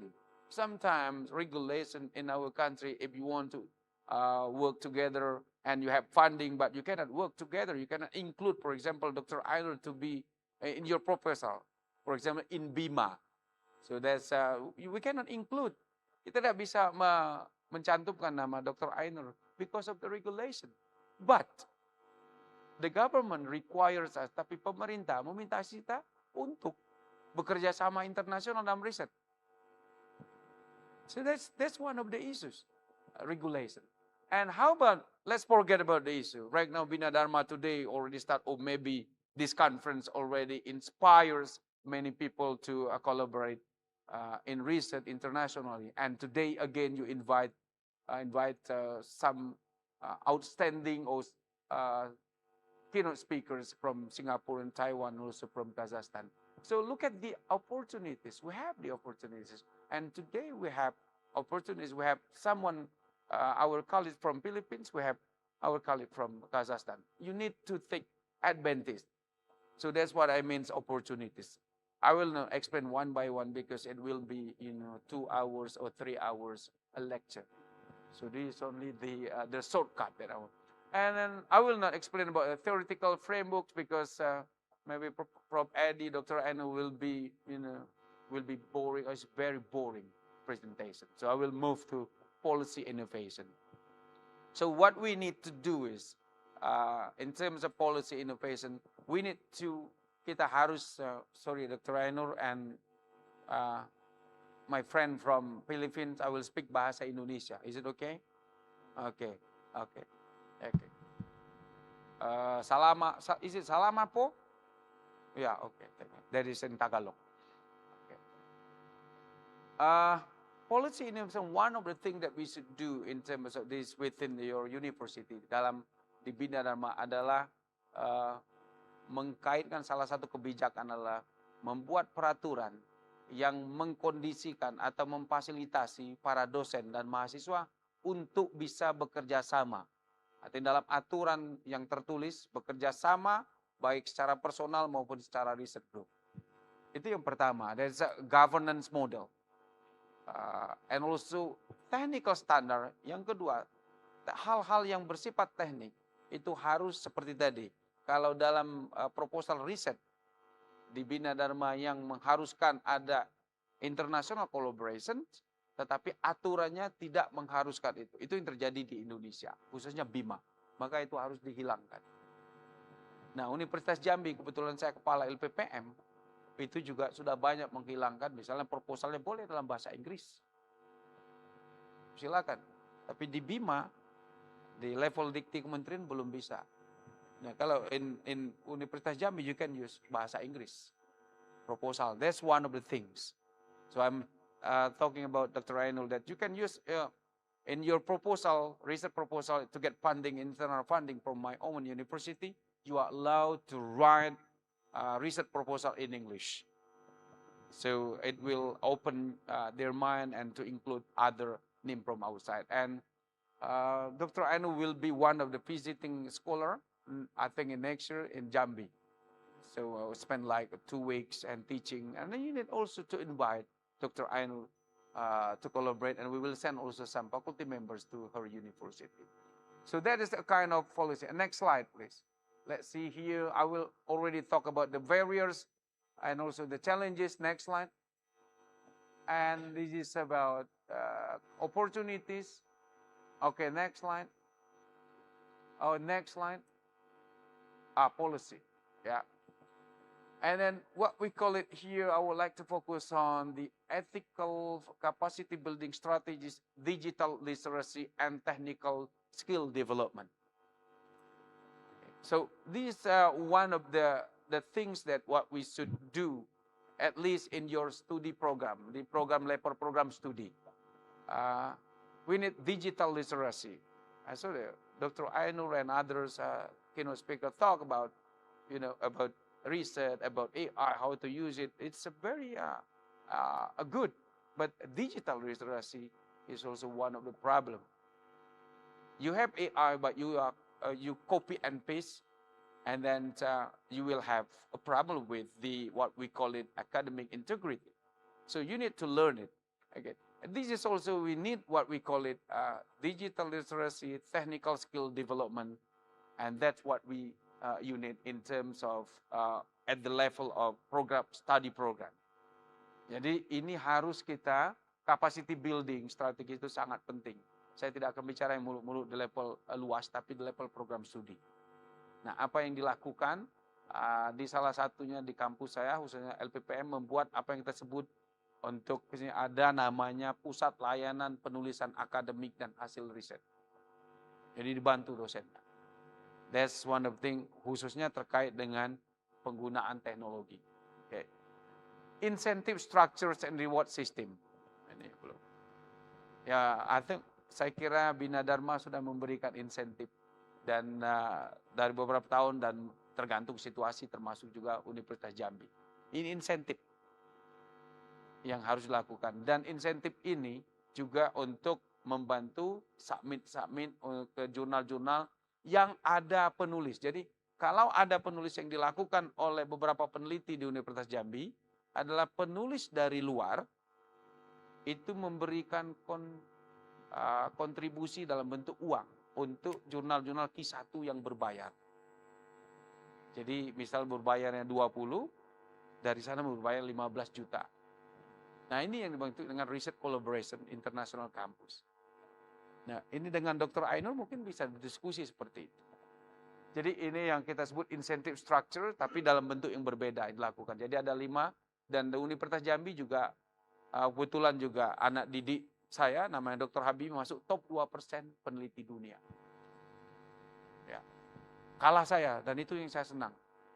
Ya. Jadi saya belum masuk top 2%, Stanford dan Elsevier, tapi dia sudah masuk. Jadi Universitas Jambi memiliki top 2%, dan dia masih muda, S2-nya Unsri, S3 University of Malaya.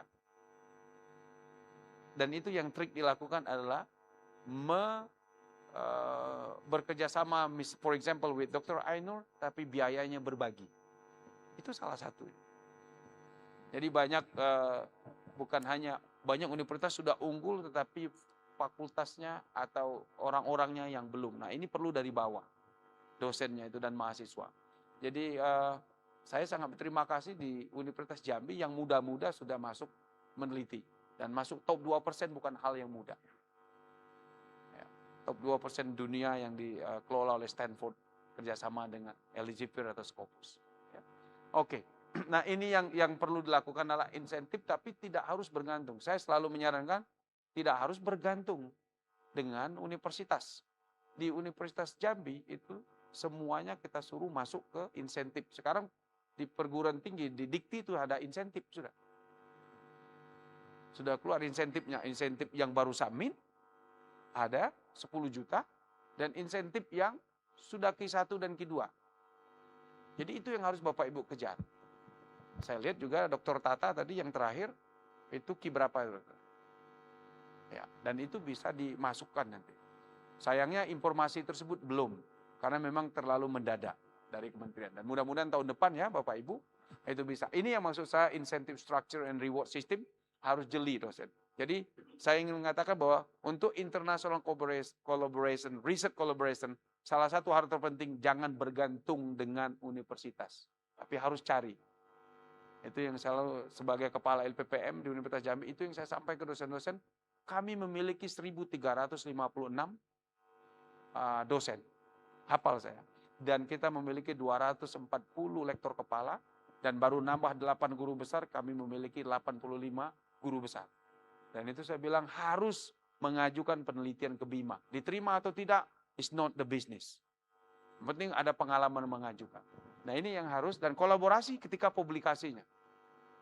hari ini yang didatangkan oleh tim conference, Dr. Ainur, saya kira ini tolong dimanfaatkan.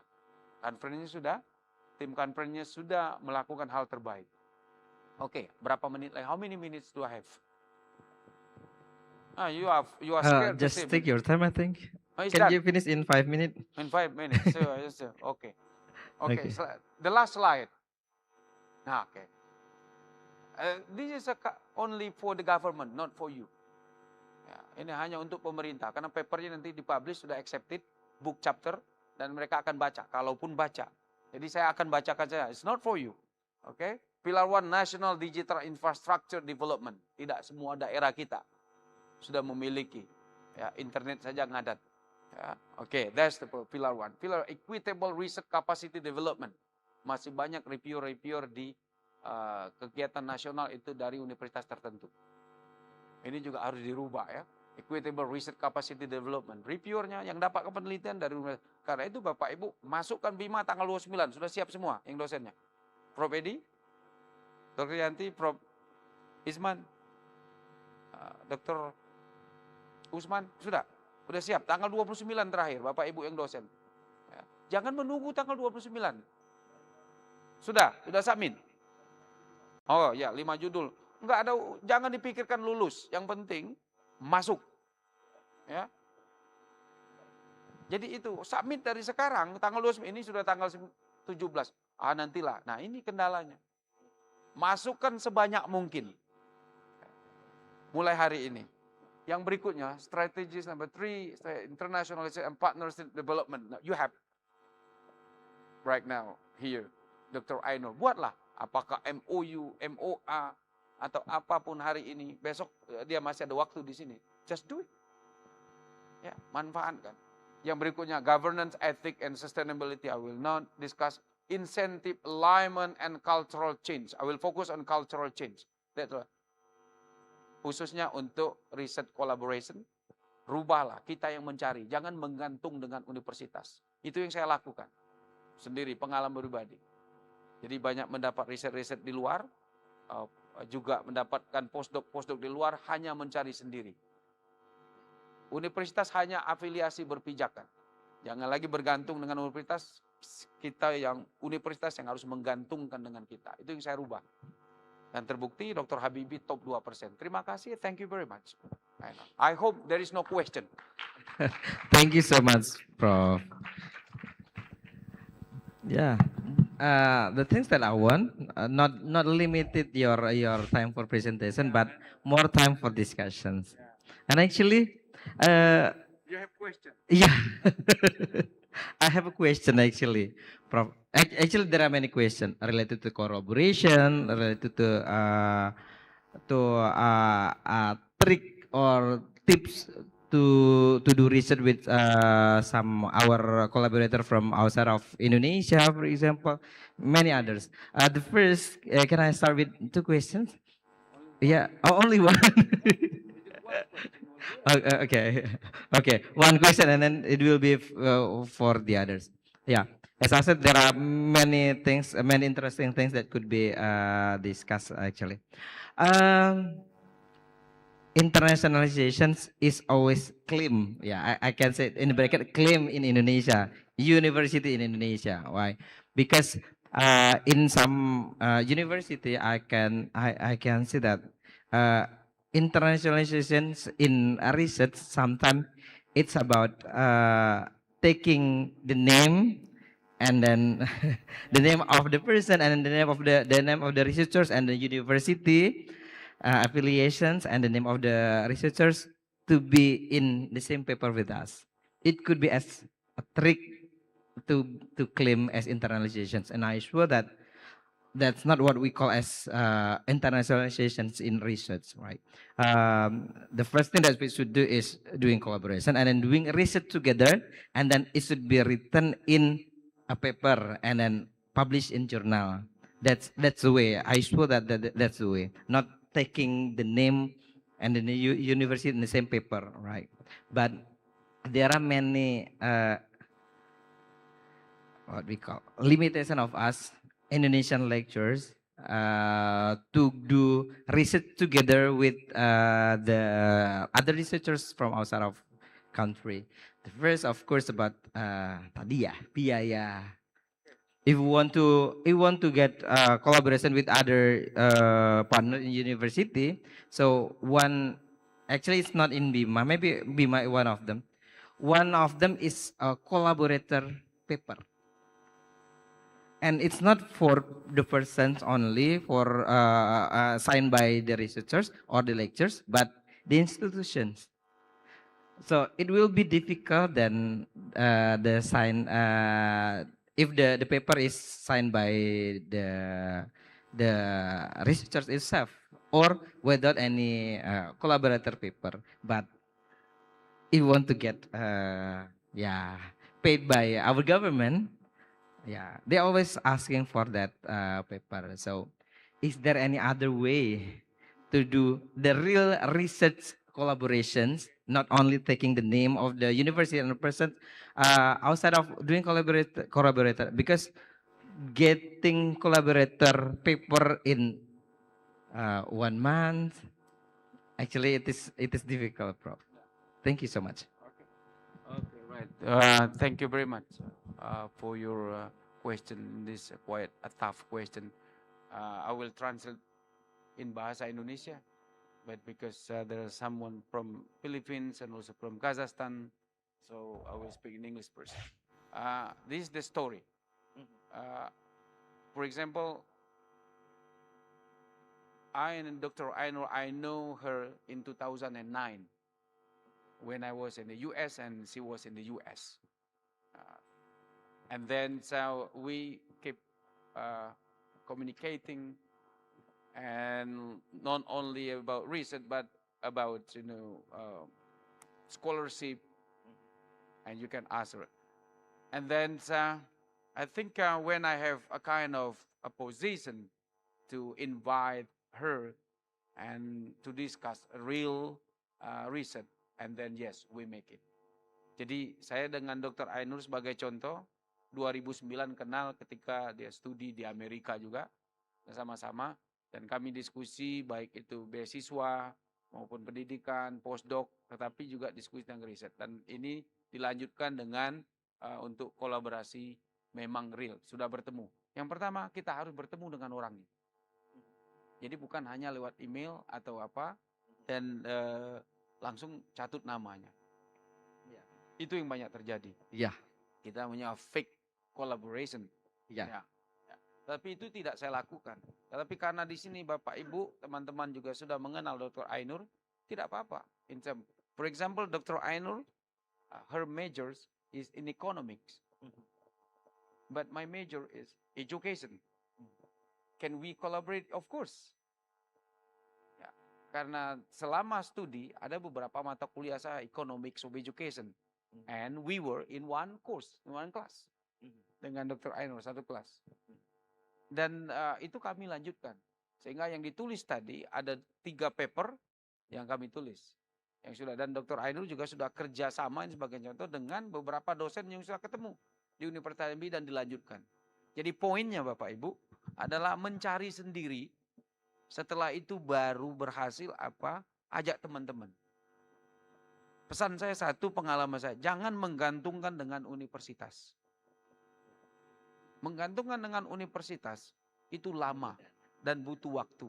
Tapi mencari sendiri cepat, kalau bisa kita rubah. Sekarang kita buat universitas tergantung dalam sisi positif dengan kita. Dengan cara riset kolaborasinya kuat. Sehingga tidak ada fake, tinggal catut nama. Nah itu terbukti kami lakukan. Jadi di Jambi ada 10 periset muda yang seperti itu. Artinya yang sudah bergerak sendiri. Sehingga kerjasamanya kuat. That's my answer. Thank you so much. Thank you so much. So can we get? It's already 12 o'clock. Can we give one chance, one question only for the participant? Okay, if you have question, please raise your hand, and then the microphone will getting close to you. I already asked no questions, so nobody will ask me. Yeah. Okay, thanks, God. We got one question. Okay. Good afternoon, sir. Yeah. Okay, so the question is, what is the relationship between digital campus infrastructure and the effectiveness of cross-border research collaboration? Thank you. All right, this is a tough question. Can you help me to answer the question? Your chance, of Who course. can help me to answer that question? So, so this is about advantages. Okay, I think a lot of advantages. The example is crystal clear right now. One of the advantages is what we are doing right now. We have, you know, speakers right now from Kazakhstan, from Singapore. That's one. This the initiation of research collaboration. That's one of the advantages. But you need to keep the advantages going on. Not after again in Indonesia, it's common again. After conference, after seminars, after discussion, and then discussion is gone, and then you are gone. And then when you are, suddenly you send a WhatsApp. Ask your email. That's Dr. Ainur told me last night her experience. Email and then no explanation. Just ask email and then yes. After you got what you got, then you forgot what you forgot. Okay. Yeah, jadi this is what we should change. We need to change it. Bina Dharma, I think, with its, capacity and also remarkable people inside dengan keunggulannya saat ini, saya kira itu yang harus dijual lagi. Research collaboration. Jadi many advantages. The other advantages is that you are sitting right now here. And then you know people and you know the world. We are here because of the research collaboration, the initiation. We are here because we want to build more collaboration. Not just to invite the keynote speaker and done. After that, and no more collaboration. That's what we need. Why I call one of my slides say that cultural change, mengubah budaya. Okay, so stop just for example, finish the conference. You got my number and then WhatsApp, and you got what you want to get, and then you forgot everything. And then you meet again in another conference. Oh, we have ever met in the conference. I email you to collaborate. That's Dr. Ainur experience in Jambi. And I said, never responded to that kind of message again. Stop it. Yeah? Collaborate in real situation. Thank you. And I hope Bina Dharma will, after this, will become, faculty members and students will become more and more sensitive or eager to collaborate, not fake collaboration like what you mentioned. So that is your own experience. You take someone names and then put in No, paper? never. That's what Never. you do? No, never. Because your English is good, so it's not good. I mean to do that. Thank you very much. No more question. Well, thank you so much, Prof, for the time, for the answers. It is very useful. And then, because you have said that only one question or no more question, so that's the end of this session. So thank you so much. Yeah, 12 o'clock.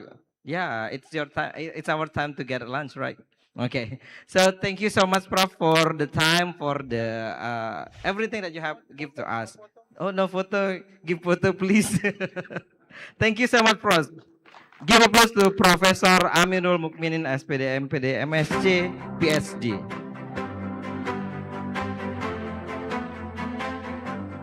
Well, ladies and gentlemen, this is the end of plenary session. So we have got our 4 keynote speaker. The first from Prof.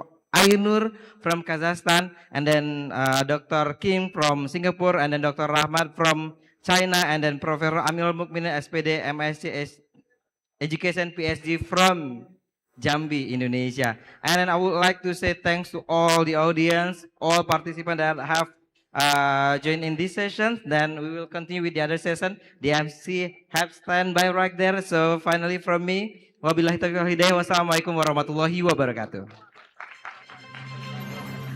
Thank you so much to our moderator, Dr. Ferry Kurniawan, and all the speakers for such an inspiring session and enlightening discussion. Ladies and gentlemen, we will now proceed to implementation of arrangement signing ceremony. And to begin the session, we kindly invite the representative of both institutions. So please take their place. Signing table. Yep. So this implementation of arrangement this shares commitment to strengthening cooperation and fostering the mutual benefits in these fields of the research.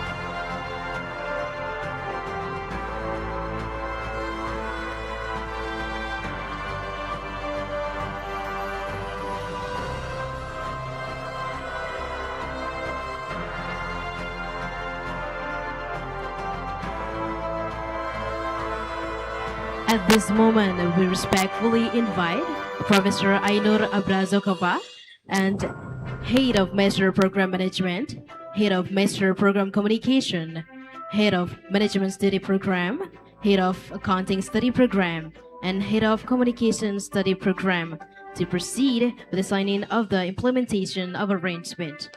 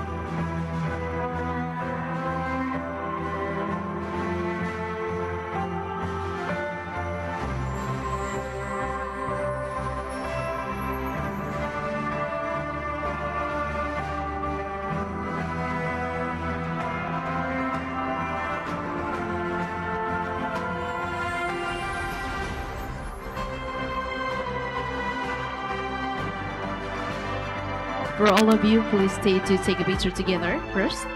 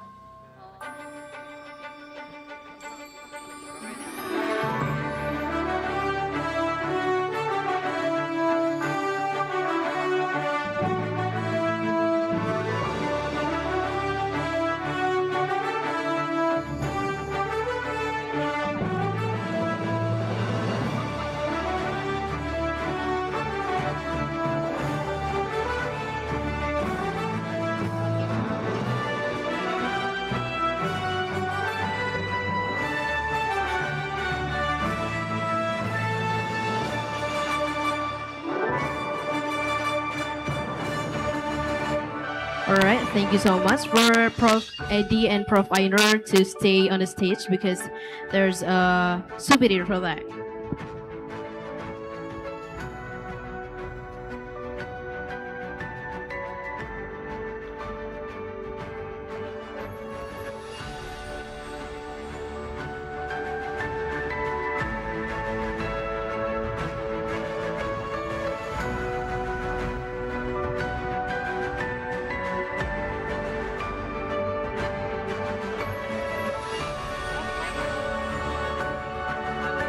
Thank you so much.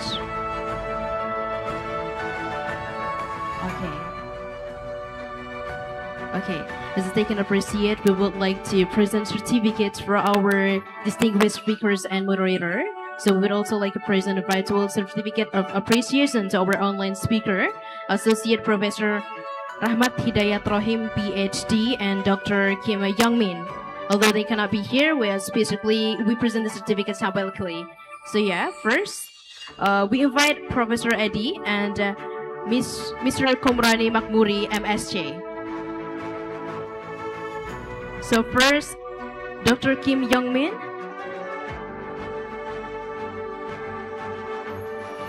Sorry, sir, can you hear me? Okay, so, sir, ready. Please smile for the screenshots. 3, 2, 1. Alright, thank you so much, sir.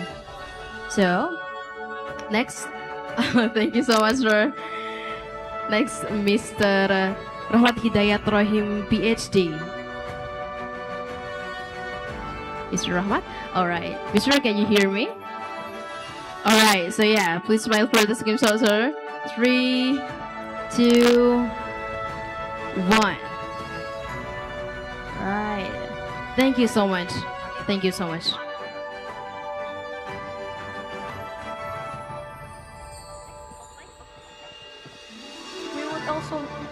We would also like to present certificates to our distinguished speakers and moderator.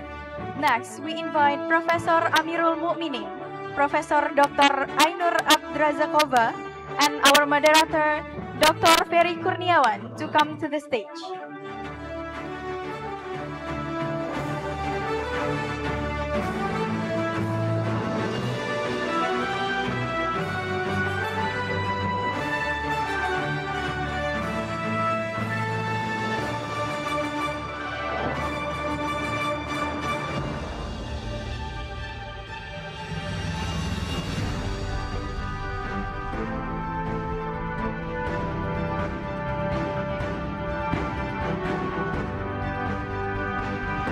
Thank you. Please smile for a camera.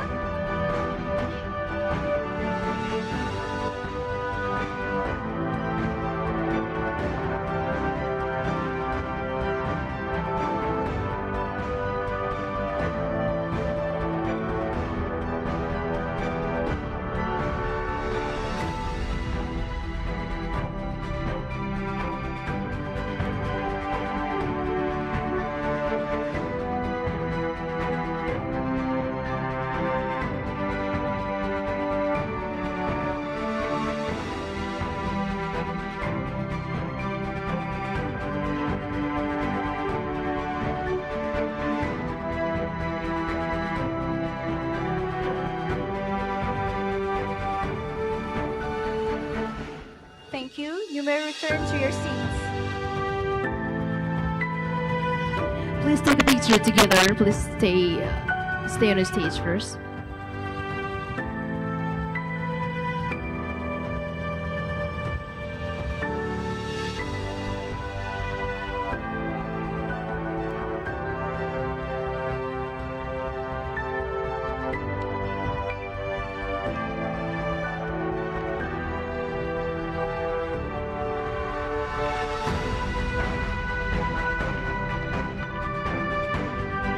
Thank you so much.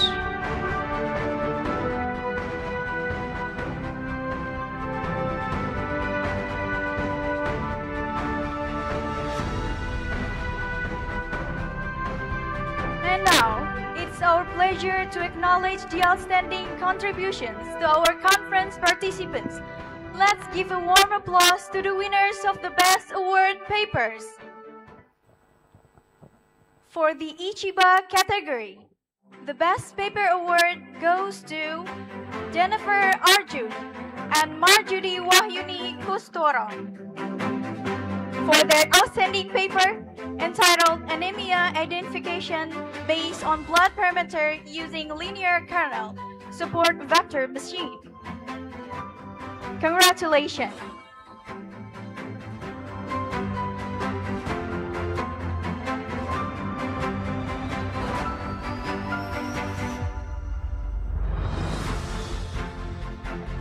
For the Soseic category, the Best Paper Award goes to Karina Aji and Artanti Puspitasari for their excellent paper titled Improving Young Learners' English Speaking Fluency and Confidence Through Peer Storytelling, a Classroom Action Research.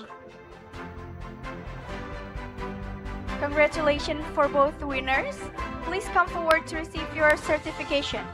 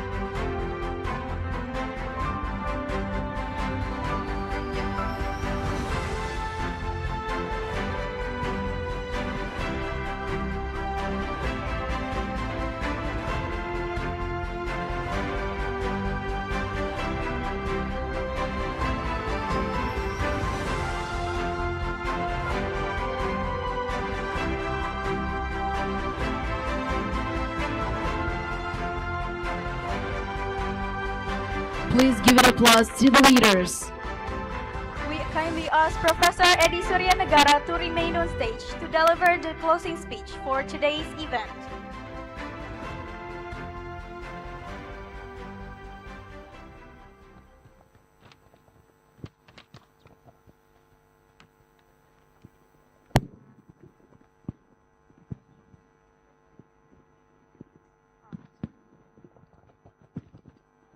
Okay, today we have go to conference and all of speakers already talk about interesting topic. So I will closing this event with say thank you very much for all of keynote speakers for your sharing knowledge and discussion today, and the participant, thanks to all of you. I think this event is closing with Alhamdulillahi Rabbil Alamin. Assalamualaikum warahmatullahi wabarakatuh. Thank you, Professor Eddie, for the closing speech. All right, thank you so much, Professor. So, ladies and gentlemen, this brings us to the end of the opening ceremony and plenarization of the 8th International Conference on Information Systems and Business Administrations, Iciba, and the 4th Social Sciences, Education, and Humanities International Conference, Soseic 2025.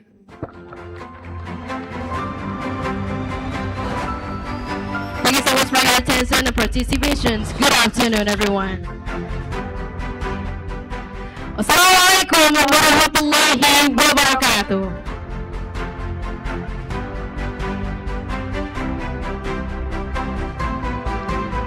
Distinguished guests, ladies and gentlemen, the plenarization has now included. So next item on our agenda is the pluralization. So we kindly request all the presenters and participants to proceed to their respective breakout rooms as indicated in the program schedule. Sessions will commence in 10 minutes. Thank you.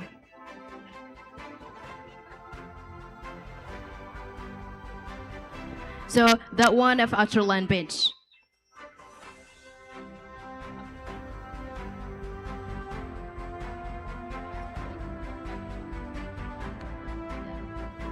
So yeah, for information, that fifth floor. So yeah, next. Yeah, take a picture together first. For all participants. Okay, for all participants, let's take a picture together.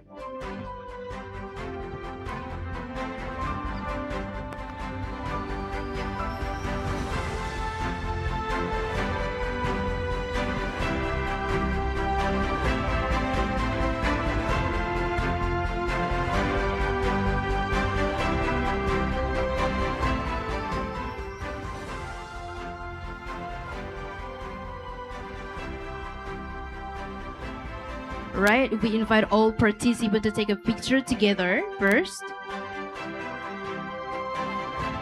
Okay, all participants on the stage, please. Untuk semua audiensnya boleh di atas panggung. Oh iya, semua peserta panitia. Oke, siap. Baik.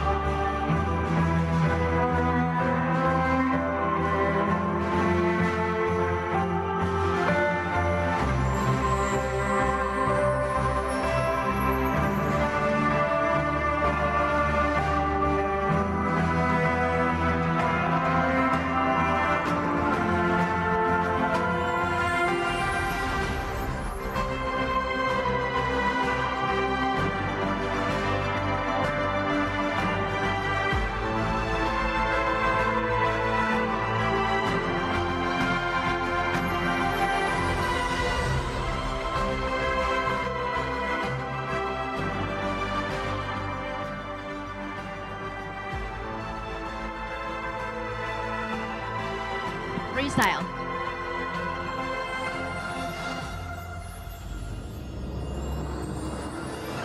All right, thank you so much.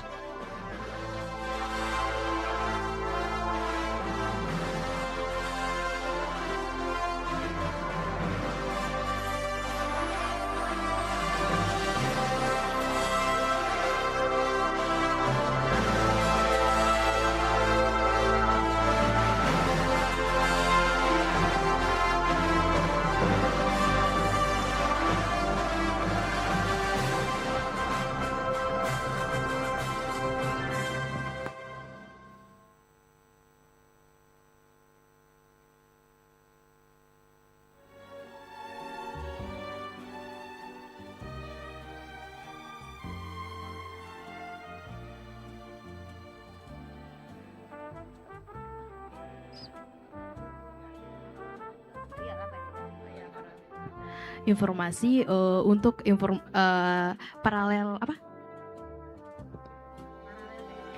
sesi itu akan diadakan di lantai 5 setelah kita istirahat. Setelah istirahat makan siang.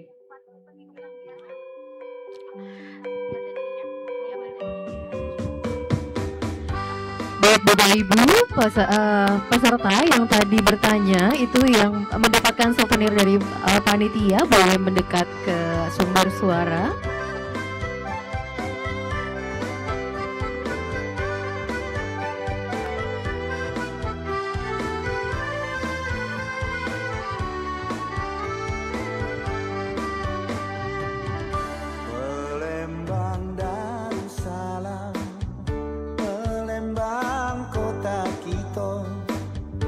Mbak Puji. Terkenal dengan pempeknya, jembatan Ampera yang anggun, masjid agungnya yang cindo, menambah terkenalnya kota kesayangan kita.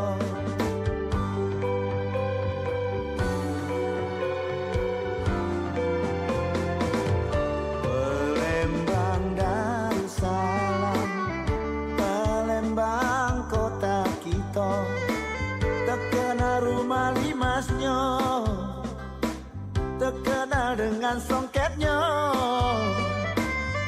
Pulau kemarau yang tenang, benteng kuto besar yang cindo, menambah semaraknya kota kebanggaan kita.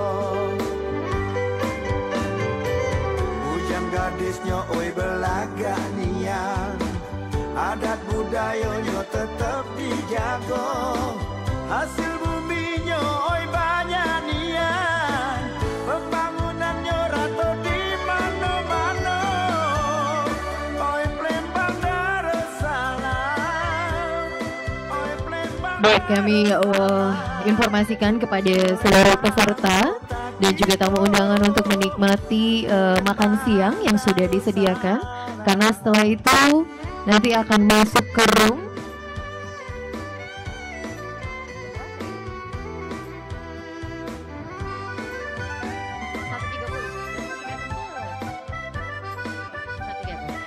Pada pukul 1.30 sudah berkumpul di room di lantai 5 untuk sesi paralel. Terima kasih.